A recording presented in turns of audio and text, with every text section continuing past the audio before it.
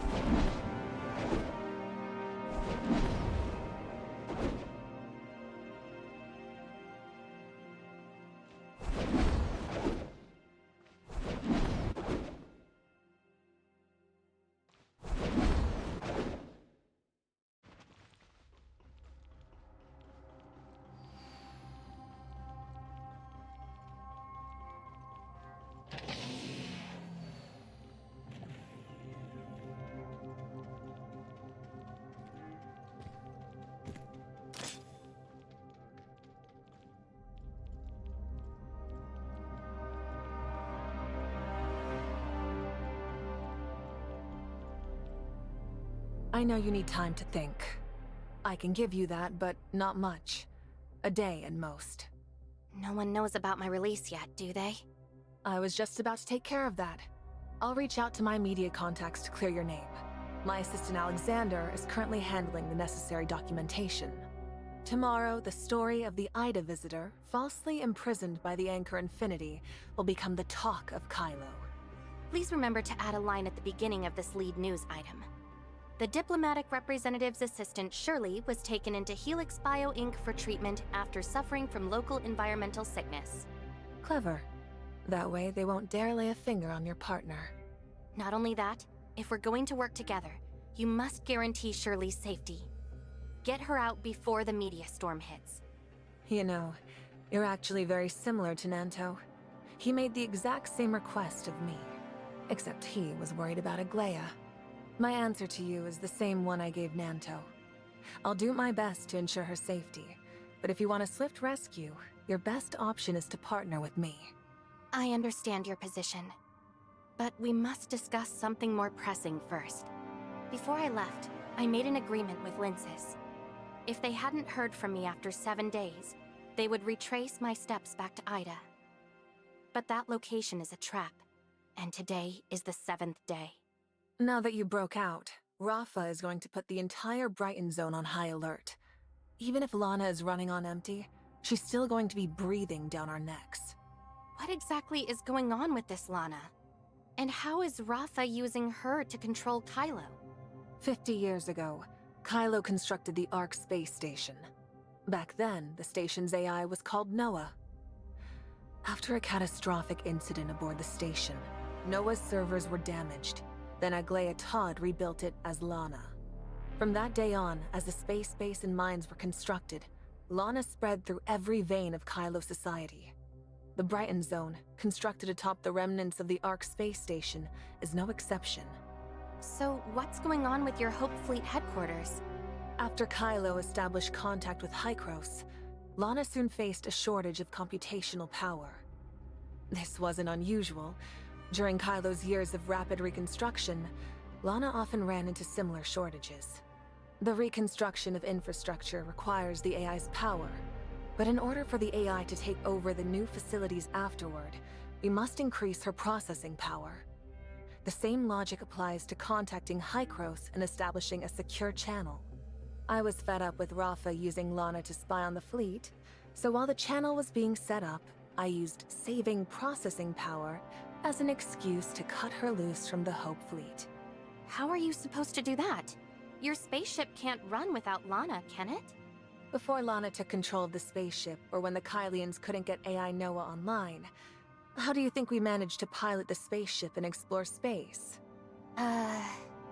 Simply put, I rebooted the fleet's old systems that Lana phased out, and trained the necessary personnel. I've staked my claim. I call the shots in every sector where those systems run. I gave up the fleet's navigation and Brighton prison surveillance, made Rafa sign the agreements, and rolled out the old system across the fleet in place of Lana's. So since Hykros and Kailo got in touch, Lana's not watching the Hope Fleet HQ anymore? Lana has no control over the fleet's confidential comms, provision pods, or energy transport systems when they run outside the spaceship. So this is just a recent change? In such a short time, how much could you even prepare? You really think you can overthrow Anchor Infinity? You want to head back to Or-Zero? I'll get you a fleet pass for the space rift. Oh, and could you also take this handwritten letter to Hipper for me? So I'm just heading back like this? Really? There won't be any problems? Your record is cleared in the system, and I'm personally backing you. Don't tell me you're underestimating my influence or that of Hope Fleet. I trust you. After all, you're the one who seems the most concerned for my safety. Whatever comes next, thank you for your help.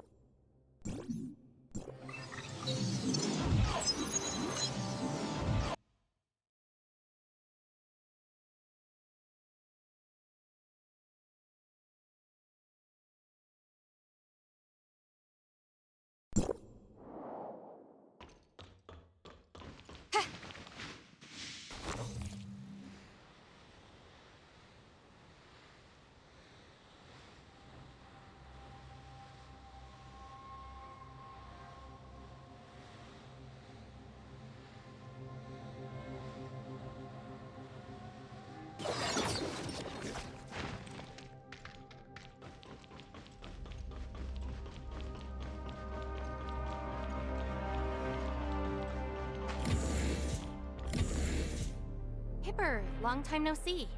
You? What are you doing here? I'll explain everything later. Where's Linsis? Today is the 7th day. I rush back to check on her. She must not go to those coordinates I gave her. You look like you panicked. Once you reached the Brighton Zone, Linsis moved Helene and Carrot to a new safe house and launched a 7-day non-stop live stream. Wait, is she live streaming right now? Yes. She may have agreed quickly, but she knew the risks involved. She set up a live broadcast as a last resort, using it as her own means of self-preservation. I'll contact her immediately. Hey, what is it? I'm juggling a lot right now, so make it quick. Linsis, it's me. I've returned safely, and I'm here in Hipper's office. How did it all fall off? Are you dozing off on me? Where should I pinch you this time? Is that really you? Yeah, General Veronica of the Hope Fleet vouched for me and got me out. I'm free and safe, so just relax. Helene, please let Kara know that the spaceship won't be needed for now. Also, inform the others that today's plans are cancelled, and tell them I appreciate their hard work. Got it.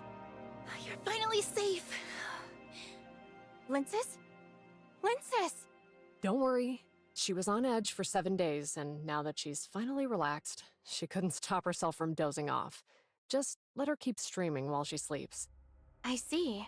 She's really been through a lot. Tell me what's going on. You said the General got you out of prison? Did my letter really make it to the spaceship? And why can't Linsis go to the coordinates you gave her? You sent a letter to Veronica's spaceship? Of course. The moment I saw you being branded a fraud, I asked the General for help. But with Lana managing the spaceship's systems, I'm not sure she actually got the message. Veronica got the message through secret channels and came to my rescue. I was attempting a breakout and was almost trapped by Anchor Infinity, but she showed up right on time. The General knew it better than anyone that Project Astralis was just an Anchor Infinity diversion. She must have prepared countermeasures before leaving, and more than one. Lana likely intercepted the message I sent to the General. Anything that actually got through would need a more covert channel. No wonder Veronica asked me to deliver this letter to you.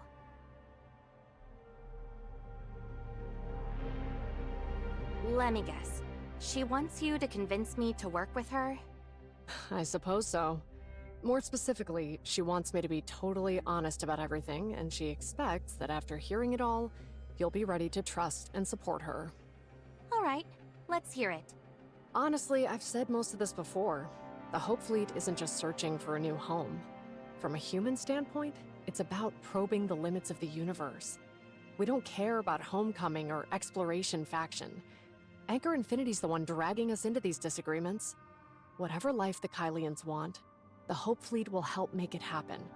Exploration once carried humanity aboard the distant beacon to Ida, allowing our civilization to endure. The Hope Fleet upholds that legacy. In any part of the cosmos, humanity must never cease to explore the unknown.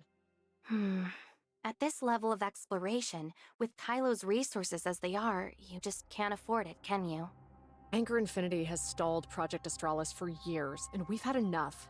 Hykros are all scientists. They'll surely grasp the importance of this objective better. Are there many people in the Hope Fleet who are like you? All about exploration and indifferent to whether the Kailians go back to Ida? Of course. The General spent over 10 years meticulously building her reputation.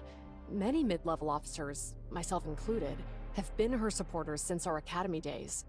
After the spaceship disaster, did they assign you to Ore Zero as part of Veronica's plan? As you know, Kailo suffers from unpredictable space-time turbulence. Pirates, desperate for cover, risk navigating it, while Anchor Infinity and the fleet only take the safest routes. The stable patterns of space-time turbulence on the Nova Path become easier to spot when they shift. Still, the Asher ran into a spaceship disaster along that route. This much computational error can only mean one thing. Lana is dealing with an unprecedented shortage of computational power. You're talking about Carrot's spaceship crash right before arriving in Asperia, right? By then, Hykros should already have been in touch with Kailo. According to Veronica, keeping the communication channel with Hykros running drained a lot of Lana's computing power. By the time the Asher incident occurred, the missing power should have been restored. During my time at Brighton Prison, several inmates died within a few days. Word is, Lana didn't have enough computational power, and the brain interface fried their brains. Lana's computational power is clearly deteriorating. If this is tied into the recent rumors about the construct of habitable areas, it suggests the project is running into major trouble. Now that Lana's computational power is hitting these limits, Anchor Infinity will inevitably have trouble keeping strict control over the universe. This seems like an opportunity you can't let slip by. That's why, after the spaceship disaster, the General immediately assigned me to Kailo's key Zeronium supply site, or Zero. My presence ensures operations run much more smoothly. According to the letter, your presence has significantly boosted the General's odds of success. The General has great faith in you, calling you a decisive striker and an indispensable force. Your actions have already destabilized Kailo. Should you refuse to cooperate, the General may see no alternative but to risk everything and authorize Rafa's assassination. Win or lose, the fallout will consume Kailo. I need a moment to think. I have a nagging feeling that I haven't fully grasped it yet. All right, I need to deal with something. You can stay in this room for now.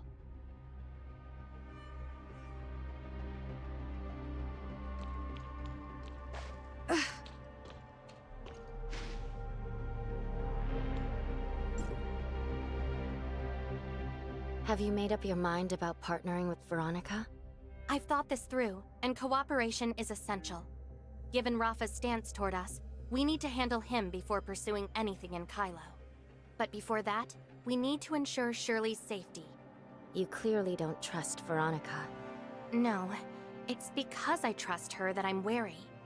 Her abilities, ambitions, and strategies are top-notch. But it's people like her who are most likely to make decisions that put others at risk. Veronica's main goal is taking down Anchor Infinity and securing Lana's route access. Against that, how concerned do you really think she is about Shirley? If push comes to shove, she wouldn't pick Shirley. But try not to worry. I haven't had a moment of rest since arriving. Helix Bio Inc.'s machines are incredibly handy. With them, I've optimized Shirley's human-machine loop, so she can now bypass space-time turbulence interference. You weren't discovered by Lana, were you? Ever since you broke free, Lana's computational power has been fading.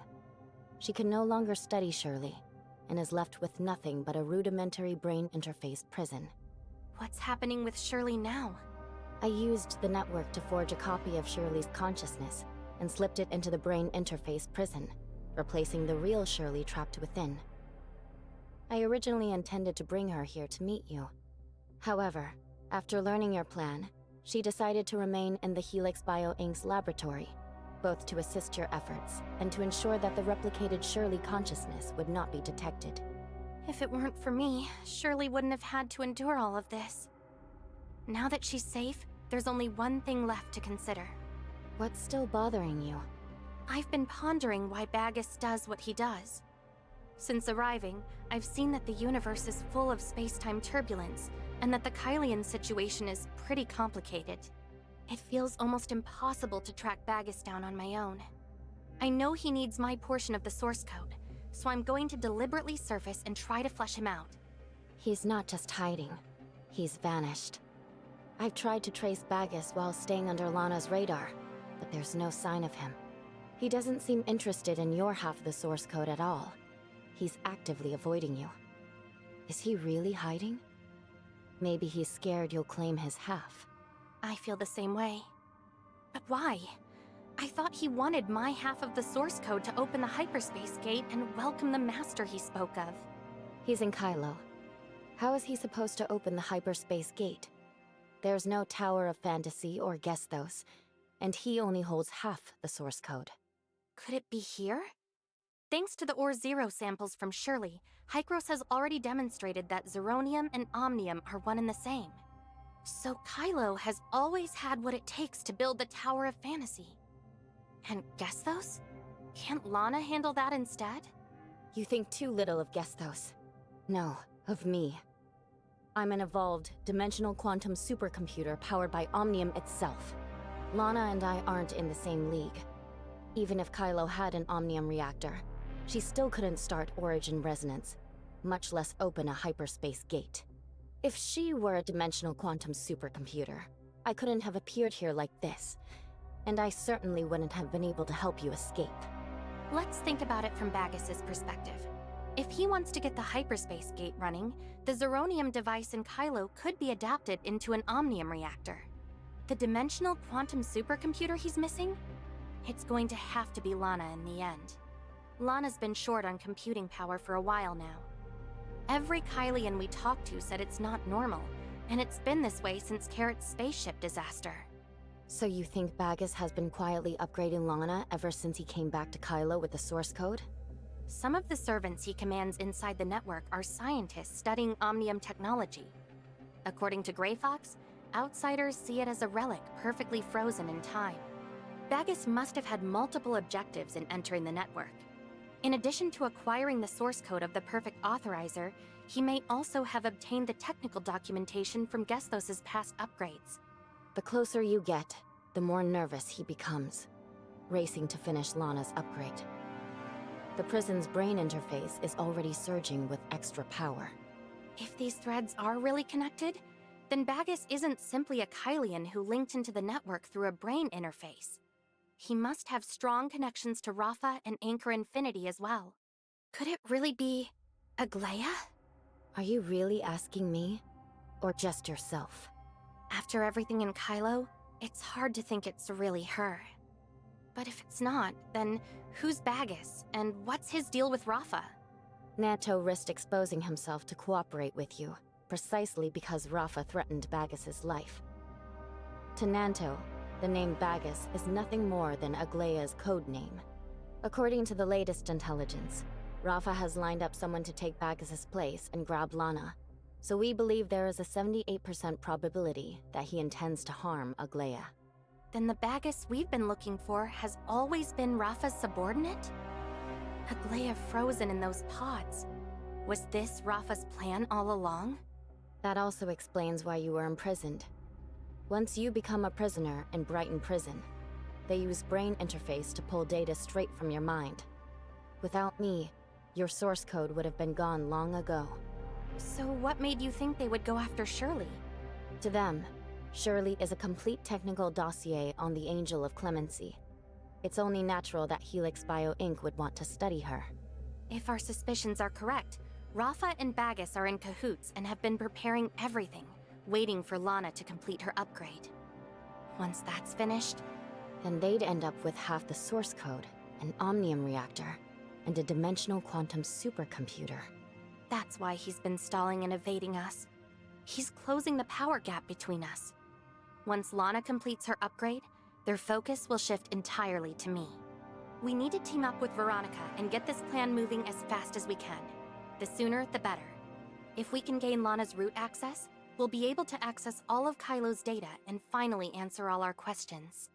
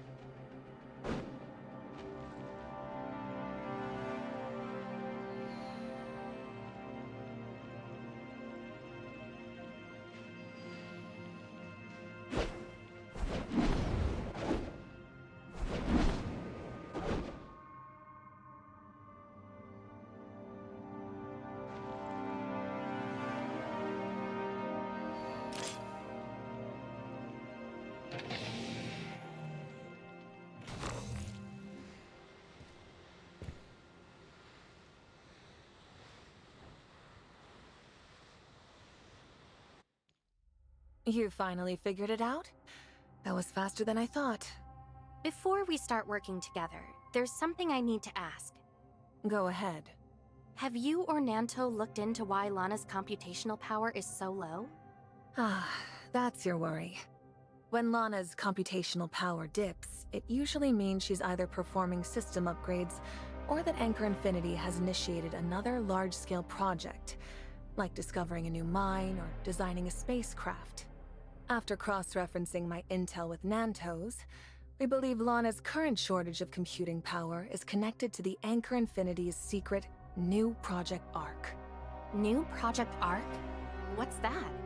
What else do you think? A new human habitat. I remember Hipper talking about this before I even arrived in the Brighton Zone. Rumor has it that Anchor Infinity is constructing new habitats. I've been hearing about it since work on the passages began. I suspect it's just surface-level work preparing for your arrival. What's your evidence? Do you have proof this habitat project doesn't exist? All of the Kailian habitats were discovered by the fleet. If this project is consuming that much of Lana's processing power, it's likely a large-scale habitat, enough to sustain at least 500,000 residents. However, in the Hope Fleet's navigation log, there are no habitats of such magnitude capable of terraforming. Do you want to hear what I've been thinking? You've got my attention. I suspect Lana is undergoing an unprecedented upgrade. Tell me, how much do you know about the explosion 50 years ago? Keep it short. I flunked history class. The explosion 50 years ago was a man-made accident triggered by Gesthos, a dimensional quantum supercomputer. A normal AI cannot be classified as a dimensional supercomputer. Only those with special technical upgrades qualify. Gesthos was successfully modified by humans using Omnium technology. You think Lana's tapping Zeronium for an upgrade? So, about Zeronium. It's Omnium, right? So you knew all along? I don't think it's a secret to Kailo's technical staff. It's just that Kailo isn't ready to face it. So they only call it the similarity of energy fluctuations. I thought the Kailians were kept in the dark. As I just said, only the technical workers know about this. The average Kailians have no idea how Zeronium works, so of course they wouldn't know about it. So how do you know that? My dream was never to be a commander or a captain. Hipper and I were different. I studied spaceship design at the NOVA. So how did you become the commander of the Hope Fleet? I initially worked in the fleet's engineering department. At that time, Anchor Infinity was poised to absorb Apex and had begun to interfere in the internal affairs of the Hope Fleet. One day, while I was drafting blueprints for a new spaceship, You designed the blueprints? I detect a hint of mockery in your voice. Do you really think I'm the type to be trapped in a dusty office drawing blueprints? Certainly not. I can't blame you for not realizing. After so many years, I've long forgotten where the blueprints I drew are gathering dust.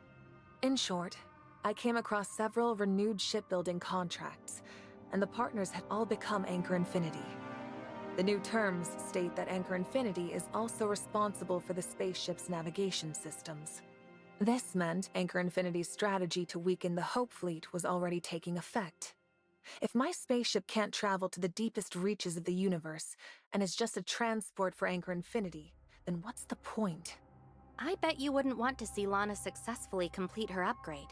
She controls the navigation systems on all your spaceships. This upgrade is unlike any other. If Lana successfully upgrades using Omnium, the dimensional supercomputer will gain command of the Tower of Fantasy. But if that operation goes haywire, we could see a repeat of the tragedy from 50 years ago. At that point, everything the Kailians have worked for over the last 50 years will be rendered meaningless.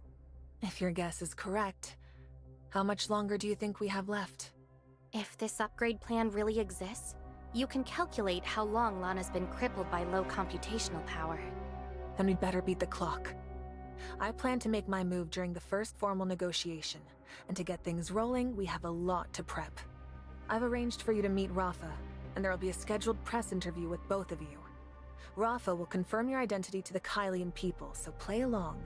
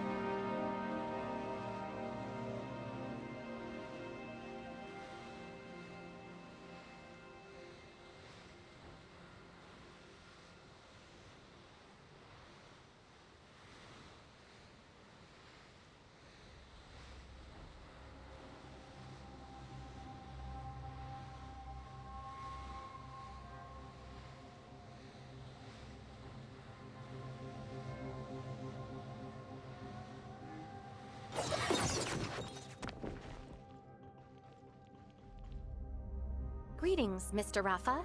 I am the diplomatic representative sent by Ida Hykros. We met previously at the Homecomer Assembly. I trust you remember? My sincerest apologies. I was unwell and regret that I couldn't personally receive you last time. I sincerely apologize for the injustice you suffered. Minister Nanto, who was responsible for your wrongful imprisonment, has been demoted and had his pay reduced. I will have him apologize to you in person. Mr. Rafa, are you telling me that Nanto is the only one responsible for everything I've suffered? Yes, General Veronica explained everything to me in detail. Luckily, she happened to be indisposed. Otherwise, this misunderstanding would have been hard to clear up. We should all thank her. Without her, the Kailo droids would have swarmed and killed me. I am deeply grateful that she happened to get sick and returned to the Brighton Zone with such perfect timing. Now that you mention illness, I heard that while I was imprisoned, my assistant Shirley was taken into Helix Bio Inc. for treatment after she had trouble adapting to the space-time turbulence. May I ask when her treatment will be completed? Don't worry. Helix Bio's medical capabilities are top-notch. Miss Shirley will be back on her feet before the negotiations are over. Then, to make sure she heals in time, we need to push the negotiations forward. Looks like you're a bit impatient. Don't worry. The negotiation prep is already well underway. Before the preparations are complete, why don't you explore the Brighton Zone? It will help you gain a better grasp of Kailo, which could be beneficial for the negotiations. I feel that after the Homecomer Assembly and my time in prison, I've got a pretty good sense of Kailo. Mr. Rafa, you must attend the Anchor Infinity Zeronium quarterly summary meeting in 15 minutes. I'm really sorry. I've been feeling under the weather lately and it has delayed a lot of my work. My schedule is just too hectic. Let's take a photo first. Mr. Reporter, mind giving us a hand? All right, you two, eyes over here.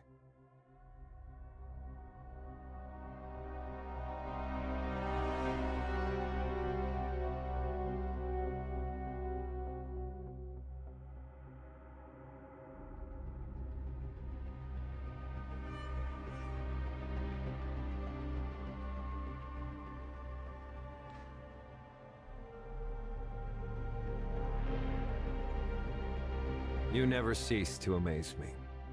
You've driven Mr. Rafa right to the edge, and now he's ordered me to deliver next week's negotiation schedule to you as soon as possible. At most, I'm merely a megaphone. I make it impossible for him to feign ignorance.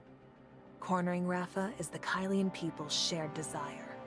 In our previous meetings, I repeatedly asked Rafa to restore my contact with Hykros, but he always came up with an excuse to deny the request. This negotiation is just him finally running out of excuses. The process is bound to be full of friction, and it's likely we won't even reach a final agreement. Yeah, he's been dragging his feet, but what's he really after? This. We have been in space for 50 years, and every Kylian longs for a home rich with greenery and life. Anchor Infinity has never forgotten the future we promised. Today, I can finally announce that the new human settlement, Planet Noah, will be ready in 3 months. The New Generation Kailo Immigration Project, New Project ARC, officially launches today. Any Kylian is eligible to start their immigration applications via Anchor Infinity's credit system. Planet Noah will be governed by the artificial intelligence Lana, and a new generation of humanoid droids. No one will need to bear the heavy burden of production, and the Kylians will achieve true liberation. On Planet Noah, you can let Lana handle everything and enjoy complete freedom. The first batch of immigration quotas. Has Lana's upgrade finished? Not yet. According to the intel, Lana's upgrade is also part of the Planet Noah transformation project.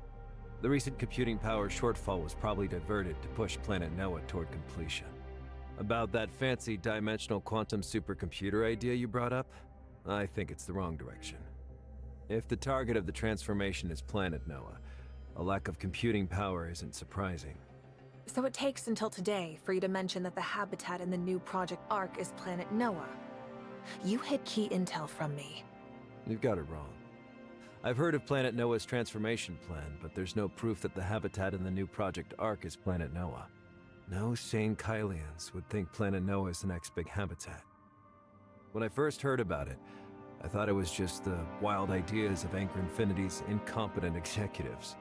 Before I saw today's press release, I never considered there might be a connection between the transformation of Planet Noah and the new Project Ark. I'd always assumed they were totally separate, hush-hush projects. All right. If it were me, I also wouldn't be able to link the two directly. But first, did Anchor Infinity really succeed in transforming Planet Noah? I can't say either way. There are no humans on that planet, only a ton of droids Lana sent there. So I have no way to obtain any solid intel.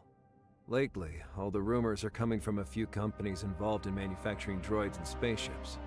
According to Helix Bio Inc., the droids haven't only transformed the harsh environment of Planet Noah, they've also collected a vast number of samples from the native species of this region of space. Hold up. Before you dive deeper into the discussion, could you bring me up to speed on Planet Noah? Slow down a bit while visiting the Kailo Expo Hall. Even though Anchor Infinity embellished a bunch of stuff, it's still quite useful. Planet Noah is the largest planet nearest to us. Back then, the space station was sucked in by its gravitational field after the Omnium explosion, sending the station crashing into countless asteroids. Post-event analysis shows the explosion's energy only acted like a slingshot, launching the space station to this location. In fact, over 80% of the damage was caused by secondary impacts with the asteroid belt. The Kailians initially intended to move to Planet Noah, but they discovered that the area was not only rife with space-time turbulence, but also an astral hive stronghold. With no other choice, they had to modify the space station. So the Kailians have been transforming Planet Noah for 50 years? If only we needed time, things would be easy. Space-time turbulence and astral hive have always been the toughest nuts to crack for Kailo's scientific community. Any research outcomes in these two fields almost always come with a deadly price. But I still can't figure out what exactly makes transforming Planet Noah so difficult.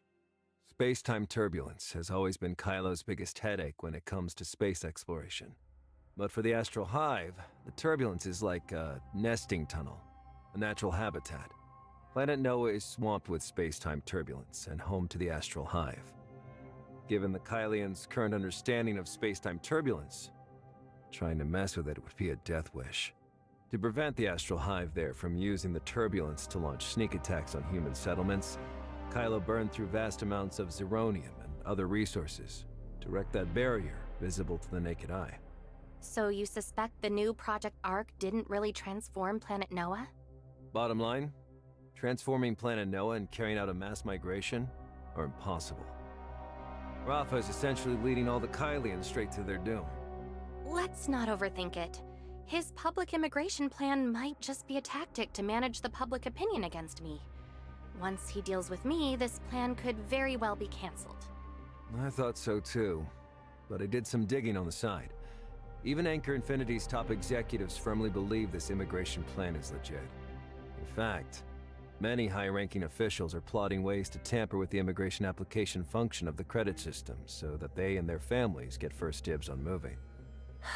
Something's definitely fishy.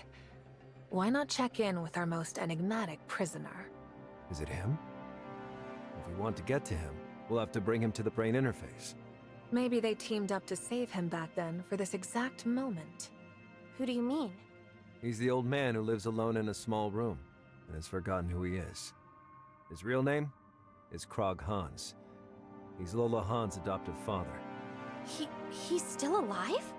The records state that he is indeed dead, but the body belonged to another inmate. This ruse was orchestrated by General Andrea and Osirata. Andrea? He's my father, and the former fleet commander. Anchor Infinity took advantage of his retirement to seize control of Brighton Prison. That's why he made me swear to protect Krog Hans at all costs. I took back control of Brighton Prison partly for Krog Hans.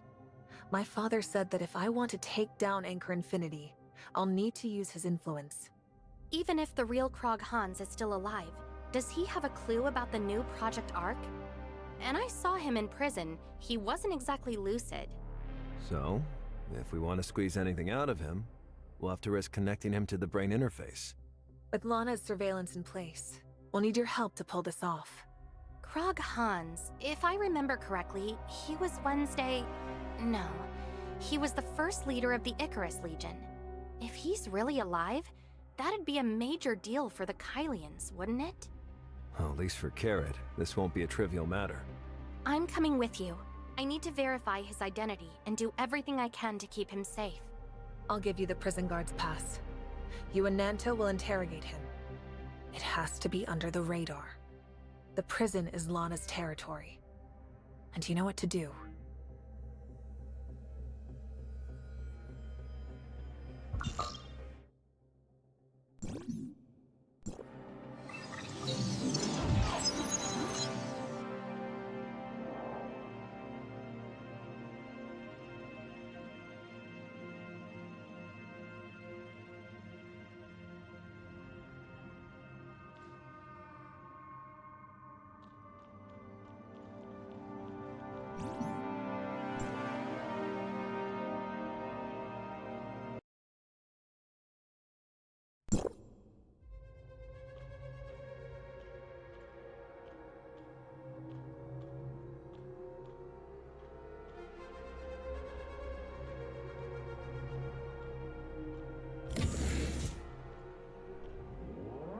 For his safety, I've already administered Neurocom. You can start now. What should we do? How would I know? How did you fool Lana's medical monitoring system to bust out of prison? I'm curious. How do you use the brain interface to interrogate criminals? All we need to do is tell Lana what information we need. She'll find a way. But obviously we can't rely on her right now. Which is where you come in. All right. Could you please step aside for a moment? Looks like some kind of tech secret from Hykros.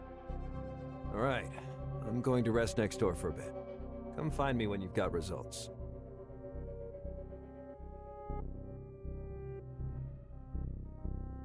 He's in bad shape.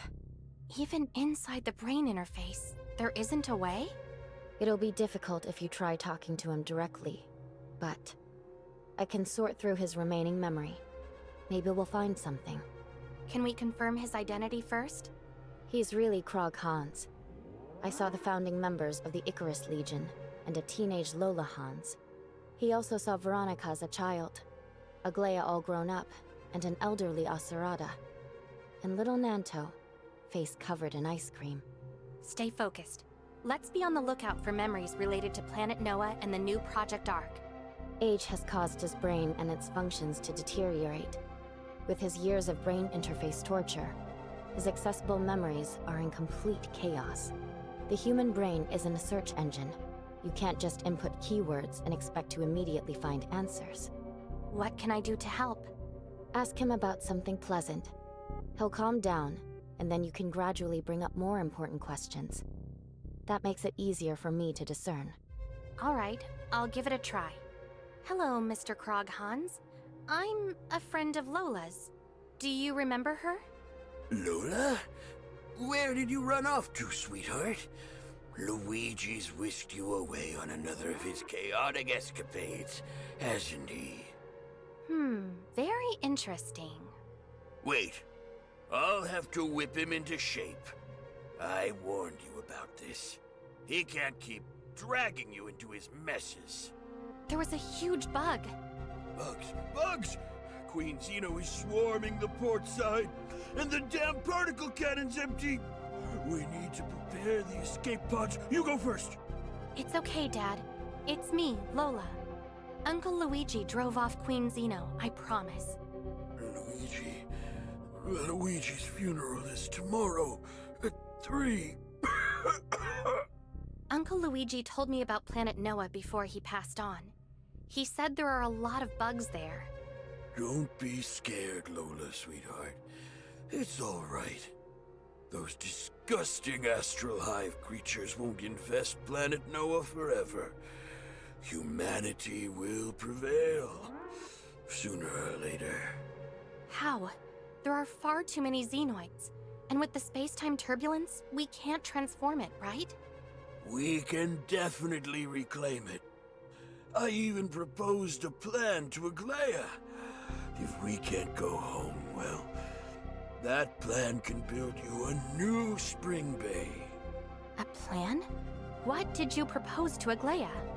Planet Noah could be transformed, yes, but it would require a great sacrifice, and Miss Aglaia has not yet agreed. What would she be agreeing to? The new Project Ark? A space migration plan?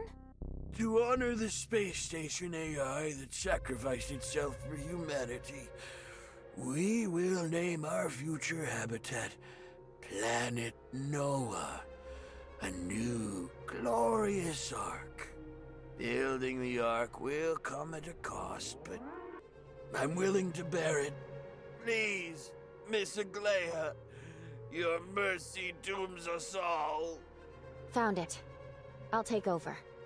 He needs to rest after his mental strain. He has few relevant memories left. It seems that only residual, edited shards remain, likely for the sake of confidentiality.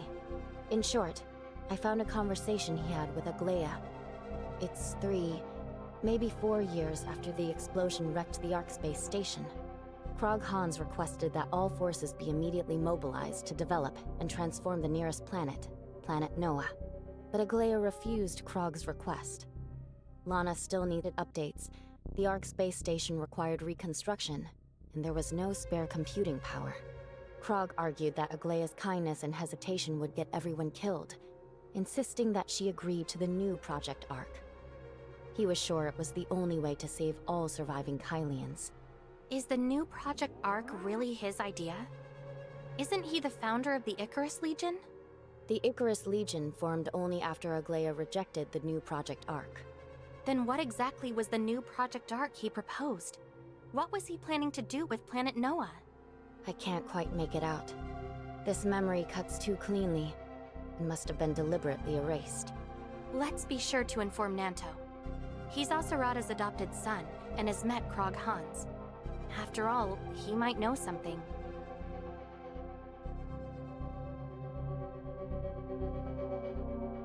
I'm just as shocked as you.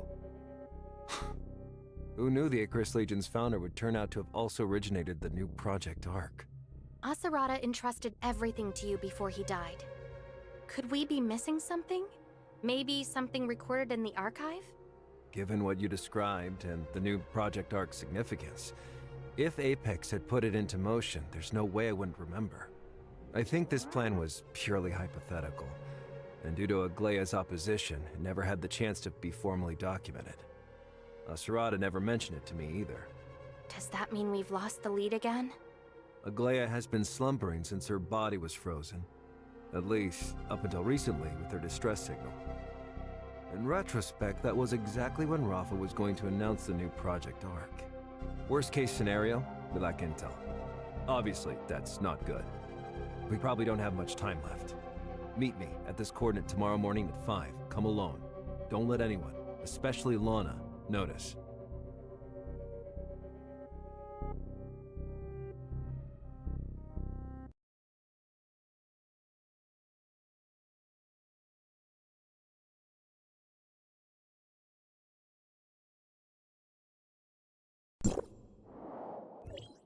To conserve computational power, I've calculated a route that will let you more effectively evade Lana's surveillance with minimal resource expenditure.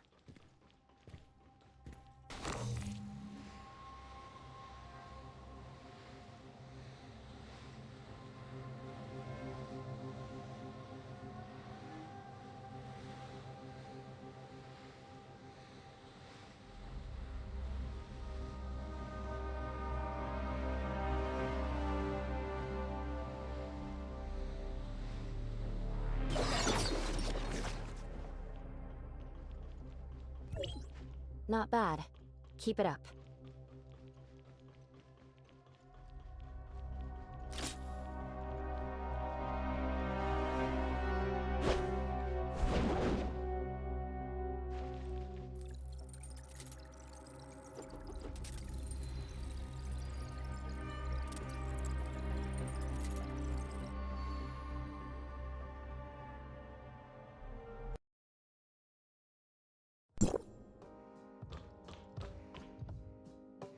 Hipper, you and the Hope Fleet aren't actually setting traps to catch people again. Are you? What's wrong? Isn't that Nanto? What is he doing here?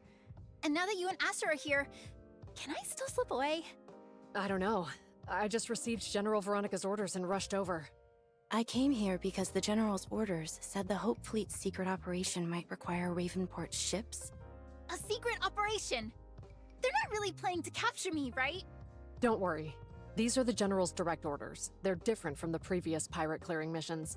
And if Nanto is here, that means General Veronica considers him one of her own. One of us? How is he any sort of one of us? Maybe he's one of you? There's no way I'd include myself in that. I'm curious. What brings you here? I came because I got a message on the Wednesday crew internal line. Only our people are supposed to use it?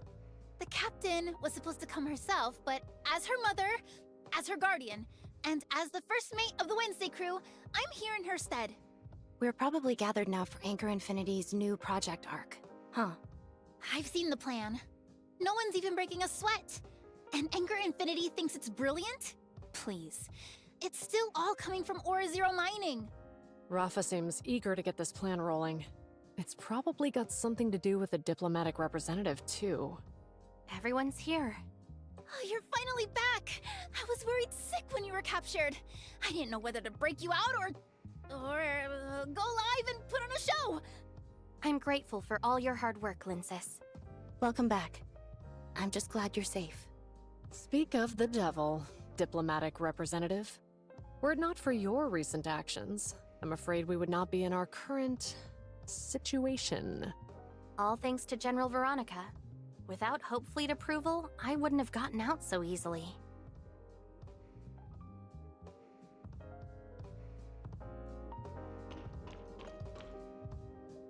I got my hands on some of that booze you told me about from Odin, and the very next day, the Black Moon Gang scored a resource jackpot. That's why they say the Gungnir never misses, right?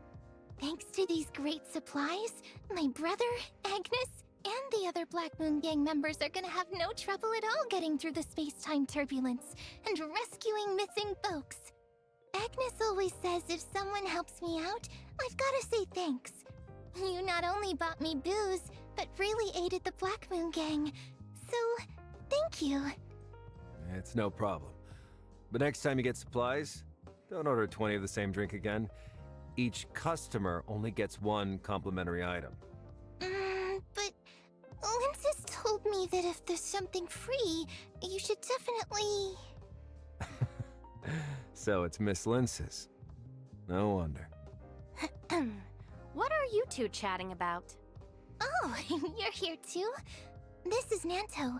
He made sure my brother and I shared the same cell. We're buddies. Ah, diplomatic representative, you're here. I was just asking Captain Helene about the dynamics of space-time turbulence. The pirates are, shall we say, more familiar with it than Anchor Infinity and the Hope Fleet. Oh, that's right. Mr. Nanto also taught me and my brother a bunch of ways to avoid getting caught.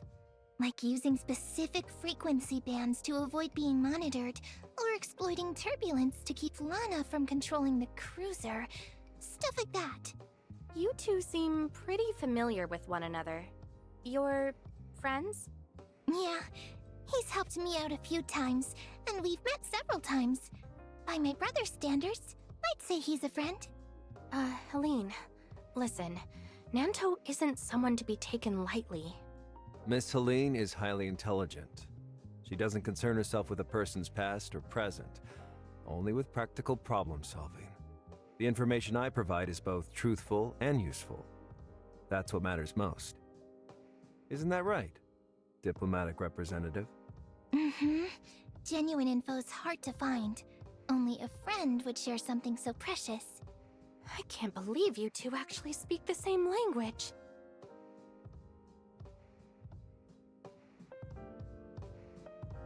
Wait, even Veronica is here? It seems everyone has arrived. General Veronica. At ease. I appreciate everyone making it here while staying under Lana's radar. I promise your efforts will not be in vain. Aren't you the damn commander of the Hope Fleet? The one who threw me in Brighton Prison? The top of the bounty list. Hello, Captain Helene. I've heard quite a lot about your research into space-time turbulence, so I asked Nanto to bring you here to assist me. Did you have Nanto slip those explosives to my brother so we could break out? To be honest, that was Nanto's decision alone. While I was in charge of the prison, however, I did tell the guards to take it easy on you. Ease your suffering a bit. Yeah, prison food's not bad. And the folks were real nice and talented. Other than there not being dolls and them not letting me use the dream house, there's not much wrong with it. Well, in that case, you don't seem too morally compromised. And you're pretty strong. You might just be worthy of respect. You call me a liar every day, but suddenly she's the one worthy of respect? I really can't tell if you're being serious. You know I'm not good at all this, and I feel like you're being confusing on purpose. To bully me or something. Those are just stupid jokes. It's not my fault you can't tell what's serious and what isn't. When I saw Nanto arrive, I was already thinking about getting out of here. Hipper convinced me to stay. Now that General Veronica's here, it's way too late. First Mate Linsis, don't lose heart and don't be scared. I asked Nanto to contact you and Helene because we need your help. Nanto? How could he have contacted us? You must be mistaken, or did you take over Odin's Tavern? The underground pirate radio station at Odin's Tavern is an independent, encrypted server. Even if Anchor Infinity controls Lana, they can't control the station. Wednesday Crew, the one you're with, was originally the Icarus Legion, sponsored by Apex. I'm Asurada's foster child, and after his death, I secretly inherited the radio station. Bullshit! You really expect me to believe that? Linsis, I know this is hard for you to believe, but it's true. Just ask the diplomatic representative. It's true, really. I didn't believe it either at first. Scorpion proved it when I was in Brighton Prison. Laurent was originally tasked by Nanto to rescue Granny Lola, but he got a little too ambitious. A rescue mission became murder, inciting the pirates against the fleet. I'm still not convinced. You believe in what Granny Lola's foster father, Old Hans, said, right? He's not dead. He's been interned in Brighton Prison this whole time. He's right. Back then, the Hope Fleet and Apex worked together to save his life. Then they changed his identity and hid him in prison. If he's still alive... I understand that processing this can take time. Linsis, take however long you need. If you still refuse to trust Nanto, then you'll have to trust me instead. We are here to overthrow Anchor Infinity. If you wish to be a part of that plan, remain here. If you really object to the stance Nanto and I have taken, you can leave now. I promise you won't be hassled by anyone, and if the plan fails, you won't be held responsible. You think you can overthrow Anchor Infinity without me? I can't back down after everything I've sunk into this. Besides, without a savvy merchant on your side, you won't stand a chance. You're indispensable for our plans. That's why I specifically told Nanto that you must be the one to represent Wednesday Crew. What's the plan? Spill it. It seems everyone's in agreement, so I may now discuss Project Anchor in detail, along with each of your responsibilities within it. As you know, Anchor Infinity relies on Lana for comprehensive surveillance of all settlements not affected by space-time turbulence. Our plan is to surround and seize the Brighton Zone on Negotiation Day. The fleet systems all depend on Lana. We won't be able to control the spaceships approaching the Brighton Zone without space-time turbulence blocking her, of which Brighton has the least.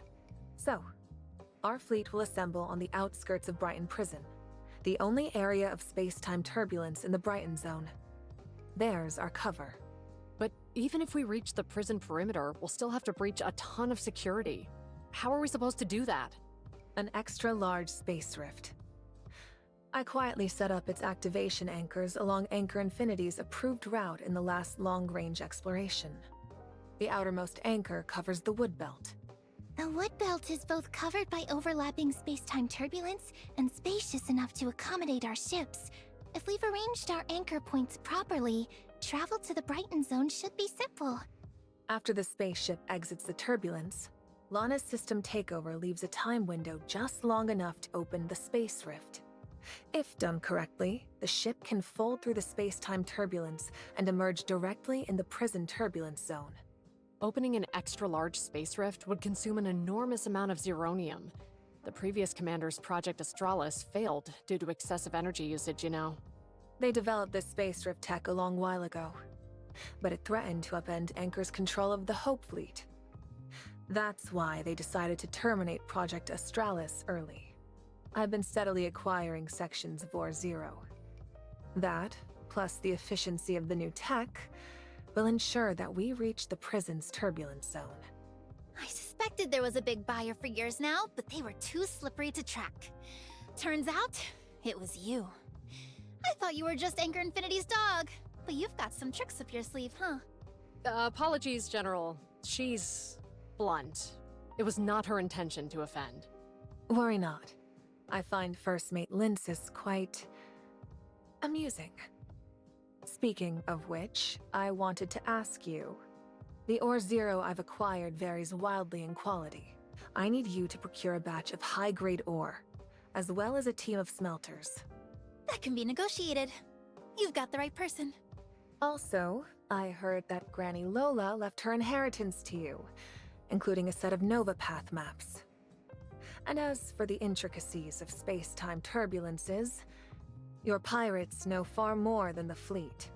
To finalize the plan, I need you and Helene to chart 2 more routes. One as a backup, and another for safe retreat in case something goes awry. Leave it to me. If you want to tempt fate, I can plot an extra route that skirts the space-time turbulence. Damn, I'll even run through its center. No one will even get close to catching you. One last thing I must ask of you, Captain Helene. Your Black Moon crew is quite adept at navigating the turbulence. If anything goes wrong, we may need you to pilot the spaceship and relay messages. That shouldn't be too big an issue. I'll need to talk with Agnes before I can tell you for sure. Next is preparing the spaceships and personnel. Hipper, Aster, you haven't forgotten what we discussed at the Academy, have you? Of course not. For the future of the Kailians, to explore the stars. For hope and... All right. No need to swear an oath. Hipper, your decision to stay at Ore Zero last time was the right one. Ore Zero supplies 45% of the Brighton Zone's zeronium. On my command, you'll cut off the zeronium supply to the Brighton Zone. This will significantly weaken Lana and facilitate our operations in Brighton. Of course. Aster, has Mr. Corlin read my letter? Father said you have his full support. We're currently retrofitting 20 ships with the second-hand weapons and navigation systems you acquired. And we've confirmed they aren't under Lana's control. Please thank him for me. His contributions will surely be rewarded. Once the ship modifications are complete, Hipper, you'll be responsible for contacting the others involved in the battle for Hope. Rest assured, General. No one in the battle for Hope will betray you or their values. What's this Battle for Hope exactly? Under a pseudonym, the General sponsors Nova Aerospace Academy's outstanding students each year. After graduating, they join Battle for Hope, an officer organization loyal to only the General and Exploration. You and Aster. You're both members? Of course. Those are the peripheral tasks. Hipper, you're well acquainted with Aster and Lynsis, so I'll leave the planning and execution to you. Nanto, diplomatic representative, let's discuss the rest in private. Before we finalize the remaining plans, diplomatic representative, I need to know one thing. Can you handle all this? What do you mean by that? The success of Lynsis and Hipper's tasks is dependent on seizing Lana on negotiation day. What they're discussing out there is just helping us get leverage over Lana, and giving us a hand to make sure everything wraps up smoothly. If we fail, everyone who joined Project Anchor because of me will inevitably crash and burn. Whoever controls Lana will not allow anyone to leave the Brighton Zone unscathed, and they'll erase the Hope Fleet from Kailo's history. So, you need me to prove my capabilities? Don't forget, the only reason I contacted you is that you actually escaped. How well can you really deceive Lana? And how much time will that buy for my plans? This underlies every part of the plan. Understand? You need an infallible plan. I was honest last time. Now, it's your turn. Behind you. What's that droid Tom up to? This is the pirate radio station I used to contact Helene and Lynsis, one of Odin's Tavern's many secrets. So, he has to be a product of Aglaya's research, right? Aglaya rebuilt the space station's damaged AI, Noah, into Lana, but also developed basic droids such as Tom. And Tom isn't the brightest, but he's extremely cost-effective. Anchor Infinity's only trying to replace Tom with K6 because Tom's programming is so hard to crack. They can't even apply patches or updates without a hassle. So it's both tough to crack and highly confidential, right? Like how the Tom the pirate seized was only controllable because they used Aglaya's personal decoder. But I don't have anything like that. Nem, can you think of something? Well, ahem. It's not all that difficult. This? Hello.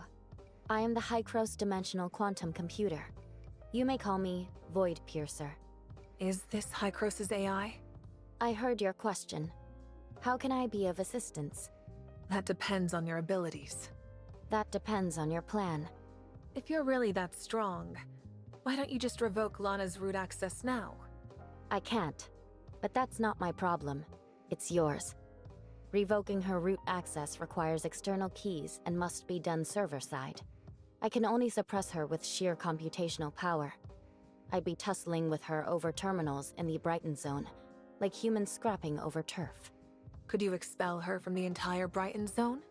If needed, I could expel her for 3 hours. Her server's here after all, and I have to cross turbulence to access it. For me, smoking her out is a supply-starved war of attrition. It's a seesaw battle. 3 hours is my absolute maximum. 3 hours is enough.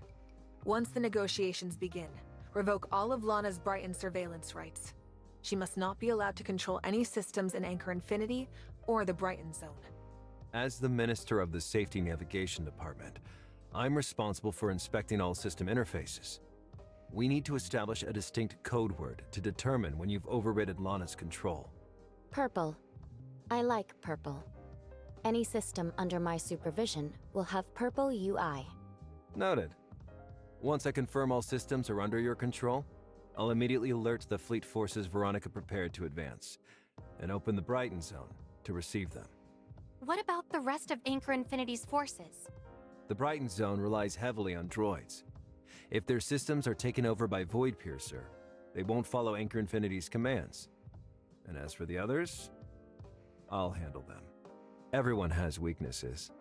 For most, they're tied to self-interest. The rest are, at the very least, scared of death. Trust me, no one in Anchor Infinity is unafraid to die. That's not bad. We just have to worry about Lana's root access. How do we get that key? And where's the server? Only Rafa is privy to that. And since only you and Veronica can take part in the negotiations, it's up to you to discern. You just said Anchor Infinity doesn't have any fiercely loyal types. Even Rafa? I wondered the same. Of course he's scared of dying. That's why he's managed to survive this long. What do you mean by that? Of Anchor Infinity's many businesses, Helix Bio is special. Which is why you've met with, of all people, Mr. Joe Hamilton of Helix Bio. Helix Bio's importance stems from Rafa's fear of death. A brush with Starstone Syndrome left him with some complications. He's kept up substantial funding to Helix Bio ever since. If that's the case, dealing with him should be a breeze, right? Naturally, he's afraid of dying, just like everyone else. But threatening him with death to hand over Lana may be less foolproof than you'd think. You mean, what if he values Lana more? Lana does represent the power to rule Kailo, after all. If we can't get that key, then we have 3 hours to find the server and destroy it. Don't you think this is a little optimistic? What if we can't find the server? What if it has backups? I'll do my best to uncover the server's location before the negotiations begin. And if we haven't located it after 3 hours, we'll cut off all Zeronium supplies, halt all spaceship movements, and sever the connections between the Brighton Zone and the outside world until we do. Logically, Lana's server should have a backup power source. If the power supply is cut, the backup would automatically kick in, theoretically revealing her location. If you can't find the key, destroy her servers and rebuild them, so I can temporarily seize the Brighton Zone. I'll find the key. Thank you for your concern, Hykros. Let me lay this out. On negotiation day, Nem will create a 3-hour Lana-free window. We'll use that to take control of the Brighton Zone, then force Rafa to comply. In the best-case scenario, Rafa cooperates and hands over the key, we locate Lana's server within 3 hours, and we use the key to rewrite Lana's root access. The worst-case scenario is Rafa refusing to cooperate. We'd have no key and no way to locate the server, leaving us no choice but to shut down all power and seal off the Brighton Zone. We'll need to locate Lana's server and destroy her, then rebuild it for Voidpiercer. But I worry. What will Kailo do before the server is restored? Best to avoid the worst-case scenario.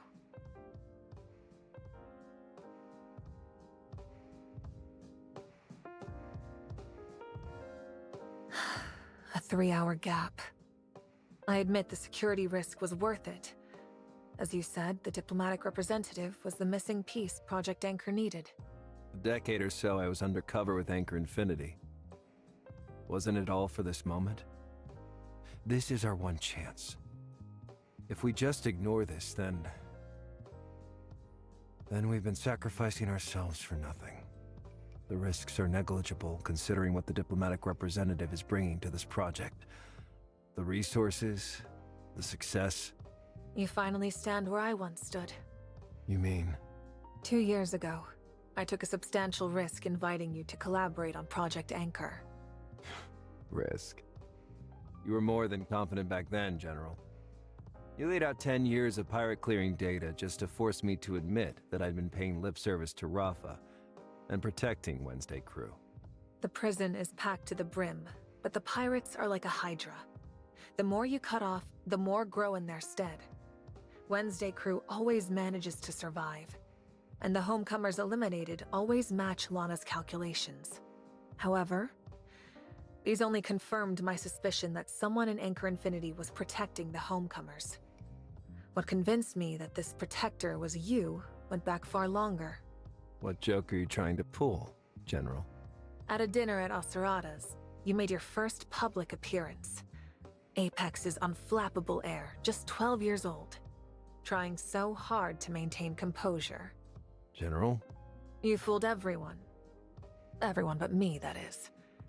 I was standing right behind the podium. I saw you shakily clenching Acerada's tailcoat. You put up a facade of independence and maturity, but in reality you were just a fledgling who hadn't learned to fly yet, sitting in Acerada's pocket. So when I heard from my father that you killed Acerada at just 15, that you had sided with Rafa, I couldn't see that version of you as a traitor. You're unusually roundabout today. We don't have the time for a trip down memory lane, General. I took that risk with you, partly because we need each other, and partly because I know who you used to be. You aren't the type to side with Rafa, but you can't blindly trust that Aiden the way I trusted you back then. Their perpetual disagreement with Bagus puts Aglaia at far too much risk for that. Yes, this Aiden can help us complete Project Anchor and naturally assist you in rescuing Aglaia.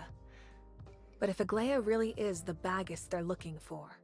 My aunt would never do what they're accusing her of. I admit I can't fully trust the diplomatic representative, but I can trust her. So you really think the Aiden got the wrong person? A name isn't solid. If the diplomatic representative has other clues, they'll at least figure that much. Audie has already calculated a 95% chance of them picking the wrong person. But what about the other 5%? Surely you're not worried about me, General. You're concerned for Kailo's future, correct? Before today, I wasn't worried. You've always been the best at solving problems. You took 5 days to decide to write to me because you had to comb through every possible outcome. But Void Piercer's display of power just now is enough to completely reshape Kailo's future. Even if Project Anchor fails, I believe Ida can still influence the situation in Kailo. We hadn't considered this in any previous scenarios.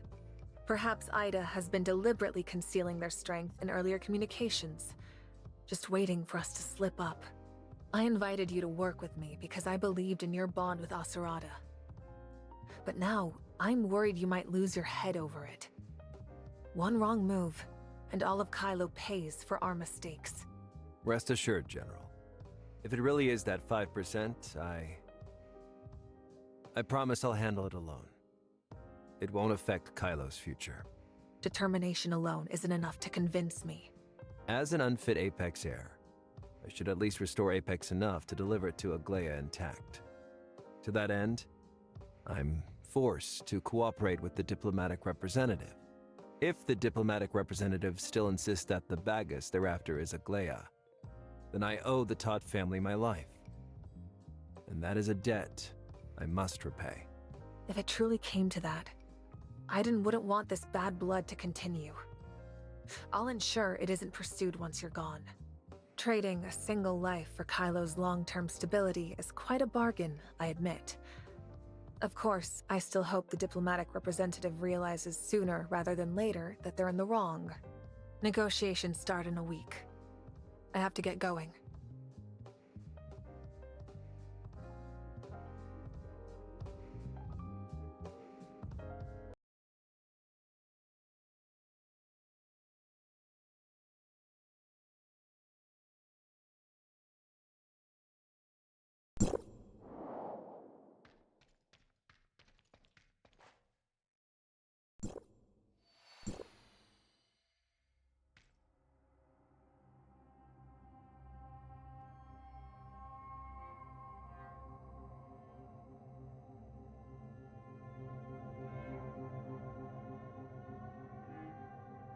Are you nervous?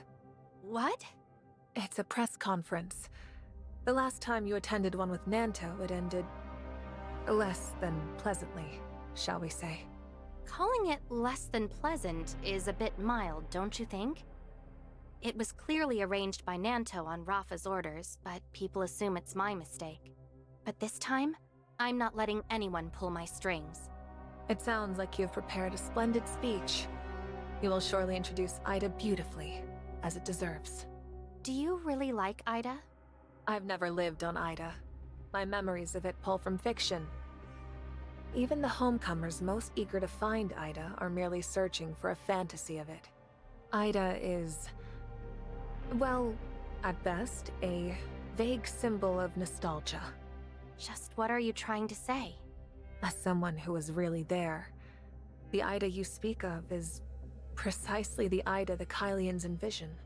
And now, I need an Ida that will charm and captivate all those Kylians. One that can shake their trust in Anchor Infinity. Are you asking me to lie? Is Ida really that bad? Ida's not perfect. There's no such thing, after all. And yet you expect the Kylian people to envision it that way. But what happens when they really return to Ida? But deep down, compared to the resource-scarce, astral hive-infested Kailo, Ida is a paradise, isn't it? That's fair. Then just talk about its better parts. That should be simple enough. You don't have to lie, just selectively tell the truth. What do you think that would accomplish? I think the worst outcome of this negotiation would be having to take over a Kailo plunged into chaos after Anchor Infinity's fall. I can force Anchor Infinity's executives to sign whatever contracts I want, use Lana to control every spaceship and machine. But I can't control the minds of the populace. There are far too many unknowns in the new Project Arc. I can't allow the Kylian people to pin their hopes on planet Noah. If this all goes awry, I can only assume the Order's destruction. With that as our alternative, well, I'd rather all Kylians be homecomers. Is this the only way? Would you really rather watch Kailo descend into chaos and slightly compromise your conscience? Would you really do that to the Kylians? I certainly don't want that, and neither would Hykros. But out of curiosity, how far against your conscience are you willing to go for this bargain? If I were in your position, I wouldn't strain my conscience over something so minor. It's the rational choice that best serves public interest.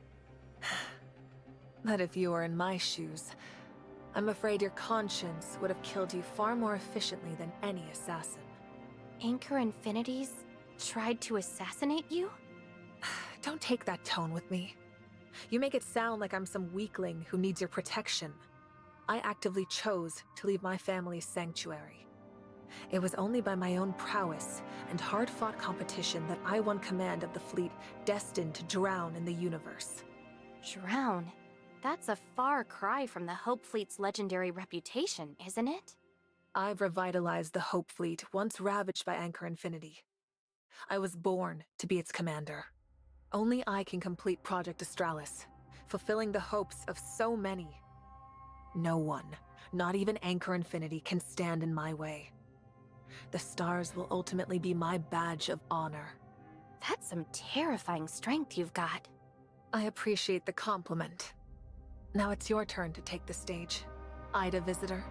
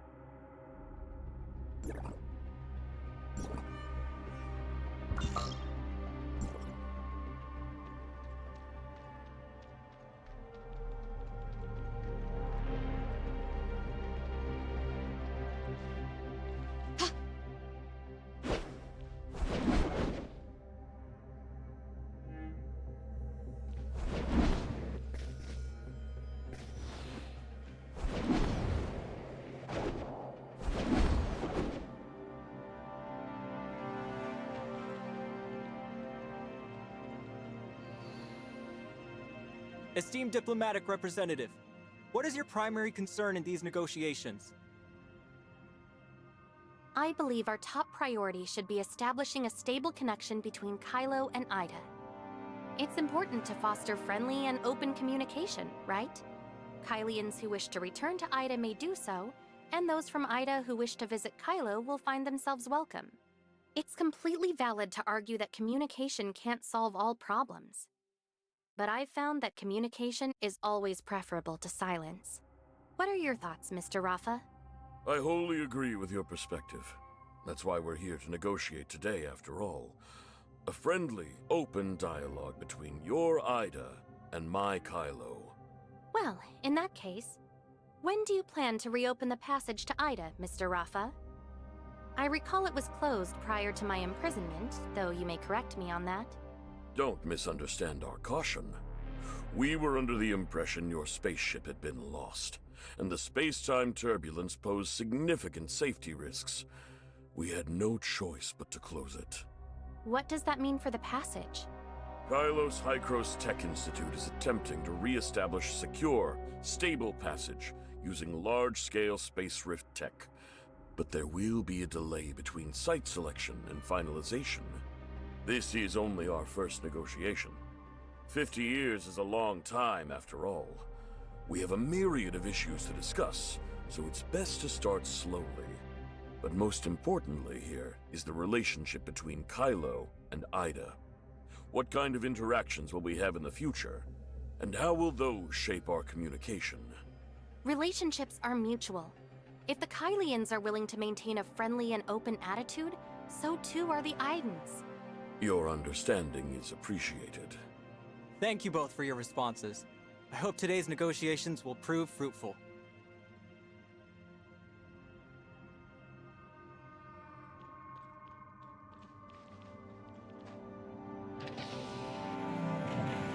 Diplomatic representative of Hykros. Welcome to Anchor Infinity HQ. I apologize, on all our behalf, for my previous abrupt departure, and of course, for our inadequate hospitality. You're Anchor Infinity's leader, as well as the overseer of so many Kylians. I understand that's quite the responsibility, Mr. Rafa. These talks are of utmost importance, and Anchor Infinity values your time. However, we find no reason for the Hope Fleet, General Veronica, to participate, especially given her health. General, you should leave. Rest. Recover. There's no need for your concern, Mr. Rafa. I'm perfectly fine. As for my presence here, it is at the invitation of the diplomatic representative. General Veronica has been nothing but polite and respectful during my time here. I have faith her Hope Fleet will serve as a fair mediator for the discussions. Authorization transfer at Anchor Infinity HQ has been completed. Void Piercer has assumed control. I have come to Kailo on Hykros' behalf. On one hand, I wish to discuss our continued friendship. But on the other, there are some concerns I need to address. No need for subtlety. I know very well that Hykros wishes to build a tower of fantasy in Kailo. But this is Kailo. We've long since burned our bridges with Ida. You've been in Kailo long enough, Representative, to know that we've separated like this because of that explosion. To us, Omnium represents only disaster and death. None of our Kylians were spared from that chaos. Not those on the ground, nor those in the station. Void Piercer has successfully assumed control of the Brighton public sector. When I first arrived in Kailo, I really believed that. The Kylians, fearing Omnium, were forced to rapidly develop Ore-Zero and adapt to using Zeronium. Shirley previously used the Space Rift to bring a piece of Ore-Zero back to Hykros. Upon their examination, they found that Omnium and Zeronium are one and the same. My spaceship can operate just as well on Zeronium. Isn't that proof enough, Mr. Rafa? Don't try to deny it. Shirley. Oh, speaking of Shirley, she's quite a bit tougher than General Veronica. Helix Bio has made all sorts of attempts to take her machinery apart. You dismantled Shirley? Don't be angry, Representative. This is all for her treatment. Her strong reactions to the turbulence have been suspected to be a precursor to Starstone Syndrome. However, your technology far surpasses Helix Bio's capabilities. What an amazing combination of mind and machine she is. In the end, they had no choice but to settle for the brain interface. Miss Shirley is a distinguished guest all the way from Hykros. We need to do everything we can to heal her, yes? You wouldn't want your assistant to die in Kailo, would you? If anything happens to Shirley, I won't forgive you. Understand? Rest assured, Representative. Shirley won't be harmed. Helix Bio's healing methods are extremely advanced. Even my health depends on them. Lana's latest model is developed by Helix Bio Inc. Their unique biotechnologies have made her body almost indistinguishable from that of a human. Keep talking. We need just a little more time. It's only the droid access left now. Would you say you're a fan of Lana?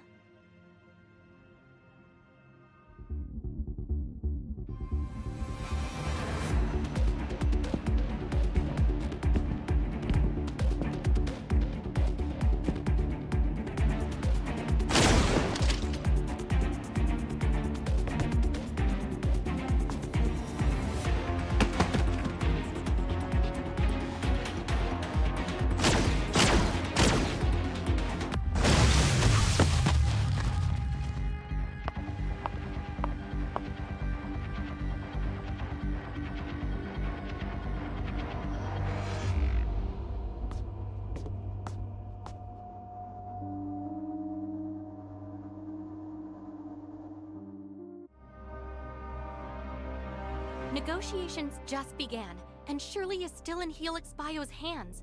This isn't what we agreed on. Per the plan, if Rafa refuses to hand over Lana's root access peacefully, we'll have to crack down. We need to secure a clean resolution within 3 hours, remember? This is exactly in line with our plan. How can you say that? I've only just started probing into his relationship with Lana. Don't you hear yourself?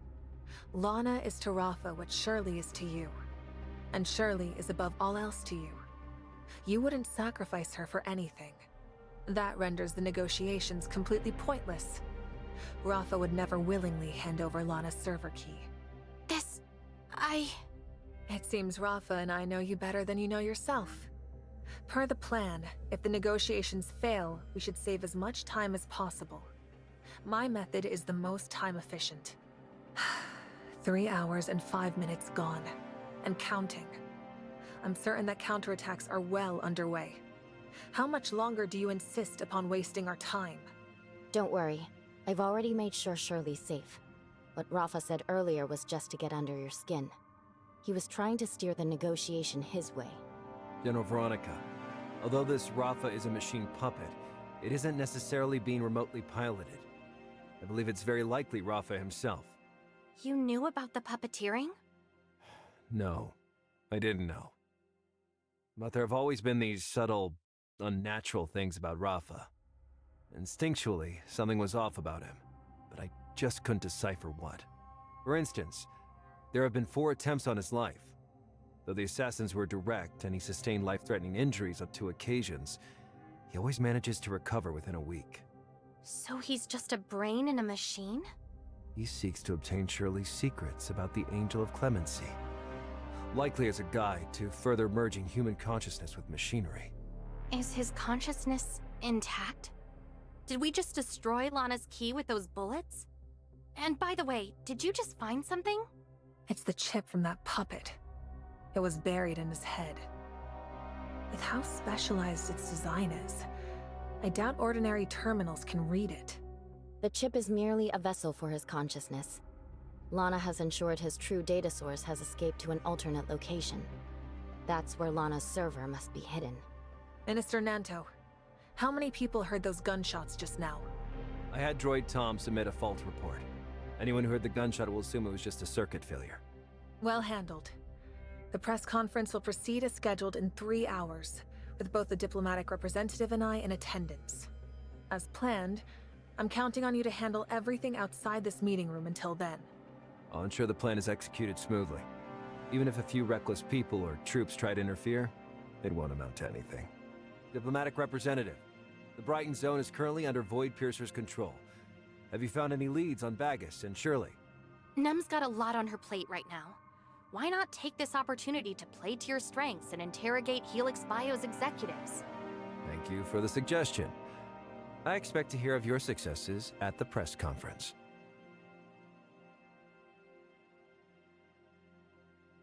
Let's go.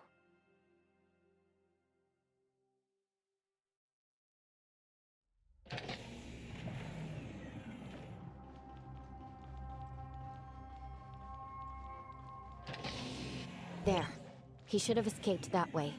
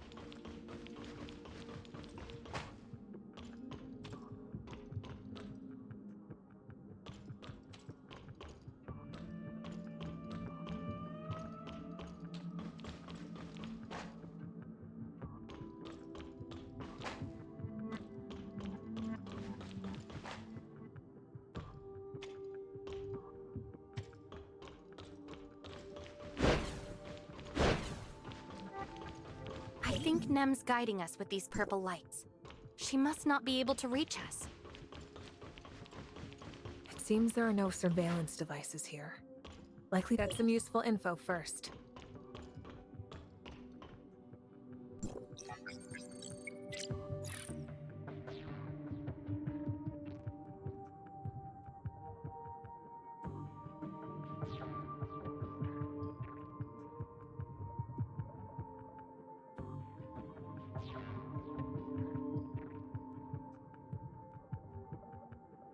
The real Rafa was frozen?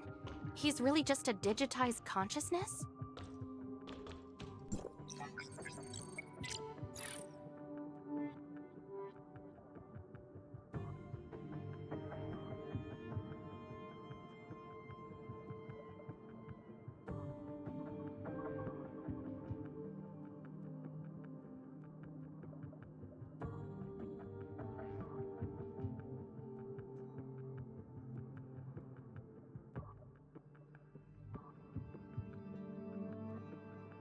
After Bagus's stasis pod was damaged, Aglaia fought desperately to save him.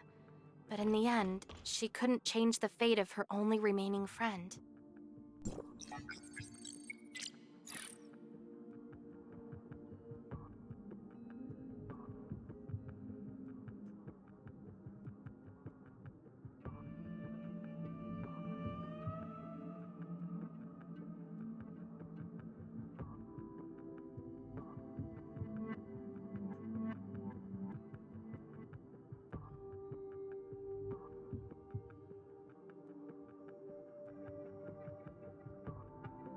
Fork it over!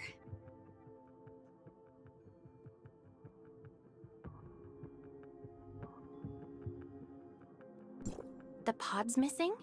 Did Nanto know? Anchor Infinity has to be responsible. It looks like a disappearance on the surface, but it's really a carefully concealed kidnapping.